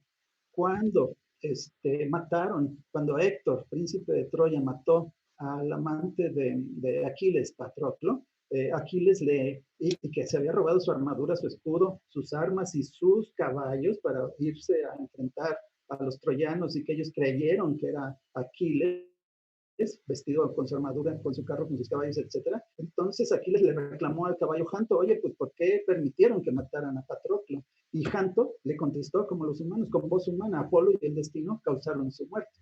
Entonces ya no tuvo nada que decir Aquiles, siguió la guerra de Troya, y Aquiles, como ustedes saben, mató al príncipe de Troya, Héctor. Y estos, Janto y Balio, fueron los caballos que utilizó Aquiles para arrastrar el cadáver de Héctor, humillando así a toda la ciudad de Troya, que en la Ilíada pues aparece muchas veces mencionado Héctor como domador de caballos. Había una profecía que decía que si los caballos del rey Resus de Tracia bebían agua del río Escamandro, nadie iba a poder vencer a Troya. Entonces Odiseo y Diomedes mataron al rey y le robaron sus caballos para que estos jamás pudieran beber de ese río, y así Troya pudiera caer como sabemos que cayó. Ese río actualmente es que estamos viendo, se llama el Caramanderes. Y ya saben que un caballo fue el que destruyó a Troya, ¿no? Fue el que conquistó Troya, el famoso caballo de Troya, en cuyo interior iban los soldados, Odiseo y algunos otros soldados que pudieron tomar la ciudad. Laoconte, sacerdote de Apolo, dijo, no hay que meter ese caballo, esto es muy sospechoso, quemémoslo antes de meterlo. Y entonces nadie le hizo caso y mandaron los dioses, por su sospecha, por sus consejos de quemar aquel caballo, los dioses que estaban a favor de los griegos, de los aqueos, mandaron a 2 serpientes del mar, Porcia y Caribea, que empezaron a matar a sus hijos, a sus 2 hijos. Entonces Laoconte, defendiendo a sus hijos, también se enfrentó contra las serpientes y también fue muerto por estas 2 monstruosas serpientes, Porcia y Caribea, en aquella guerra de Troya. Podarge también fue la madre de Flogeo y Harpago, que eran los hijos de Cástor y Pólux, aquellos que nacieron de los huevos, aquellos que les platiqué. Uno, el domador de caballos, otro, el luchador o el boxeador. Sus caballos eran estos y también eran hijos de Podarge y del viento Céfiro. Casiopea dijo que ella era más hermosa que las mismas ninfas. Los dioses la castigaron. Dijeron que a su hija Andrómeda, la tenía que ofrecer en sacrificio a Ceto, que era hija de Gea y del Ponto. Y entonces encadenaron en unas rocas a la orilla del mar a Andrómeda, la hija de Casiopea, que había ofendido a las ninfas, y ya venía este monstruo terrible llamado Ceto, marino, monstruoso, gigantesco, y fue Perseo quien lo salvó al mostrarle al monstruo la cabeza de Medusa, que a pesar de estar cortada, seguía con la capacidad de que quien la viera se convertía en piedra. Y así fue como Perseo salvó a Andrómeda de este terribilísimo monstruo. De Ceto, que era un monstruo gigantesco y marino, viene la palabra cetáceos, que es como la que se conoce a estos seres gigantescos que habitan los mares. Un día Zeus y Hera hicieron una fiesta, invitaron a todos los dioses. Hermes fue el encargado de invitarlos a todos. Fue con Quelona. Quelona amaba su casa y no le gustaba salir de su casa y siempre hacía que salir de su casa y siempre ponía más y más bonita y limpia su casa. Entonces le dijo, no, yo estoy muy ocupada en mi casa, yo no quiero ir. Para castigar su falta de cortesía, los dioses la convirtieron en la tortuga. Por eso a los tortugas se les llama quelonios, por Quelona, la que no quiso ir a la fiesta. Su castigo fue cargar con su casa todo el tiempo. Como le gustaba tanto su casa, pues tenía que cargar ahora su casa para siempre. Por eso los quelonios tienen su concha, su casita, ahí se meten, nunca salen, nunca pueden separarse de su casa, igual que no quiso separarse de su casa Quelona, los quelonios. A Esquilo, siempre me gusta platicar de este dramaturgo, cuando hablo de tortugas, había la profecía de que él iba a morir cuando la casa le cayera encima. Nunca vivía en una casa, siempre dormía a cielo abierto. Pero un día andaba caminando y un águila que andaba por ahí, que había cazado una tortuga, la tortuga se le escapó de las garras, le cayó en la cabeza a Esquilo y lo mató. Una casa lo mató. La casa de Quelona, esta diosa, lo mató cayéndole en la cabeza, a pesar de que él jamás había vivido en casa. Entonces sí, le cayó encima una casa, como habían dicho los dioses, y lo mató. Artemisa con sus perros, una vez en un río, y con sus ninfas, una vez en un río, Acteón, que era un gran cazador, la estaba espiando mientras ella se bañaba. Artemisa se enfureció y lo convirtió en un ciervo. Y mientras se iba convirtiendo en ciervo, los perros de este magnífico cazador lo hicieron pedazos. Cuando regresa Odiseo de la guerra de Troya, el único que lo recibe es Argos, su perro, que después de 20 años lo pudo reconocer, se levantó, lo saludó y en ese momento cayó muerto. Catasterismo, ya con esto terminamos. Ya me voy súper rapidísimo porque estamos a pocos minutos de terminar. Catasterismo, toda la mitología griega está llena de catasterismo. Pero quisiera recordar y terminar con esto. Aries es el carnero del dios Ares, el dios de la guerra, el belicoso carnero fue mandado a los cielos en esta forma. Algunos ven en él a Crisómalo, el del bellísimo de oro, pero que siempre por el nombre Aries es más bien el carnero de Ares. El toro de Creta, Tauro. El Carcinos, el cangrejo que estuvo molestando a Hércules mientras mataba a la hidra de Lerna. El león de Nemea es Leo. Escorpión, que mató a un famoso, al mejor cazador de todos los tiempos de parte de los mortales, lo mató el escorpión y también lo mandaron a los cielos bajo la forma de la constelación de Escorpión. El centauro Quirón es probablemente como la constelación de Sagitario. El Capricornio es el dios Pan. El dios Pan. El dios Pan pudo llevar a todos los dioses cuando se enfrentaron en contra de los titanes desde Grecia hacia Egipto, montándose todos en él, bueno, uno por uno, y él iba y venía, y duró tanto tiempo en el mar que le salió pez le salió cola de pez. Entonces este es Pan convertido en medio pez, por eso Capricornio es mitad cabra, mitad pez, y es el salvador de los dioses. Y por último, Piscis es Afrodita, la Venus latina, con Eros, su hijo, que para los romanos era Cupido. Ellos tuvieron que huir ¿cómo se llama? Tifón, cuando les platiqué que atacó el Olimpo y todo eso, bajo la forma de peces. Afrodita tomó forma de pez, su hijo Eros tomó forma de pez, y después fueron estas formas catasterizadas en la forma de la constelación del pez doble, que es la constelación de Piscis. Como les decía, esto nada más es un rápido recuento de algunas cosas que recuerdo que me gustan de la mitología griega, y espero que les haya gustado tanto como a mí platicárselas. Muchísimas gracias. Gracias, profe. A ustedes, muchas gracias.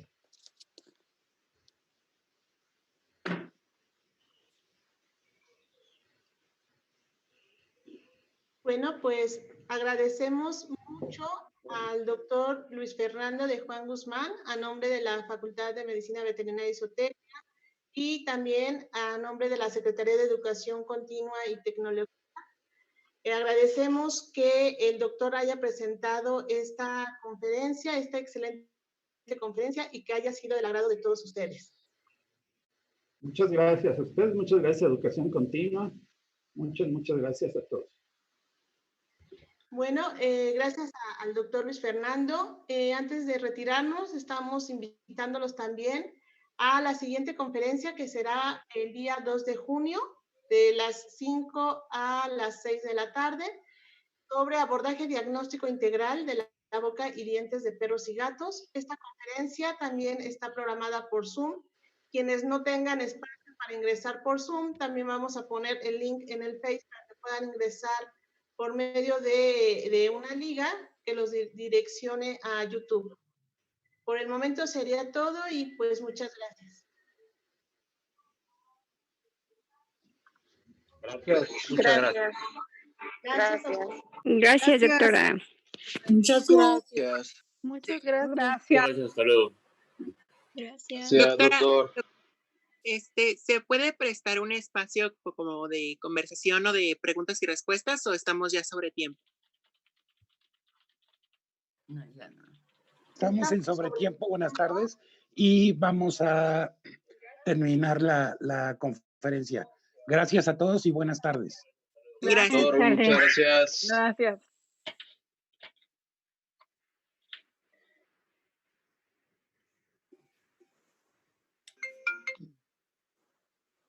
Sal-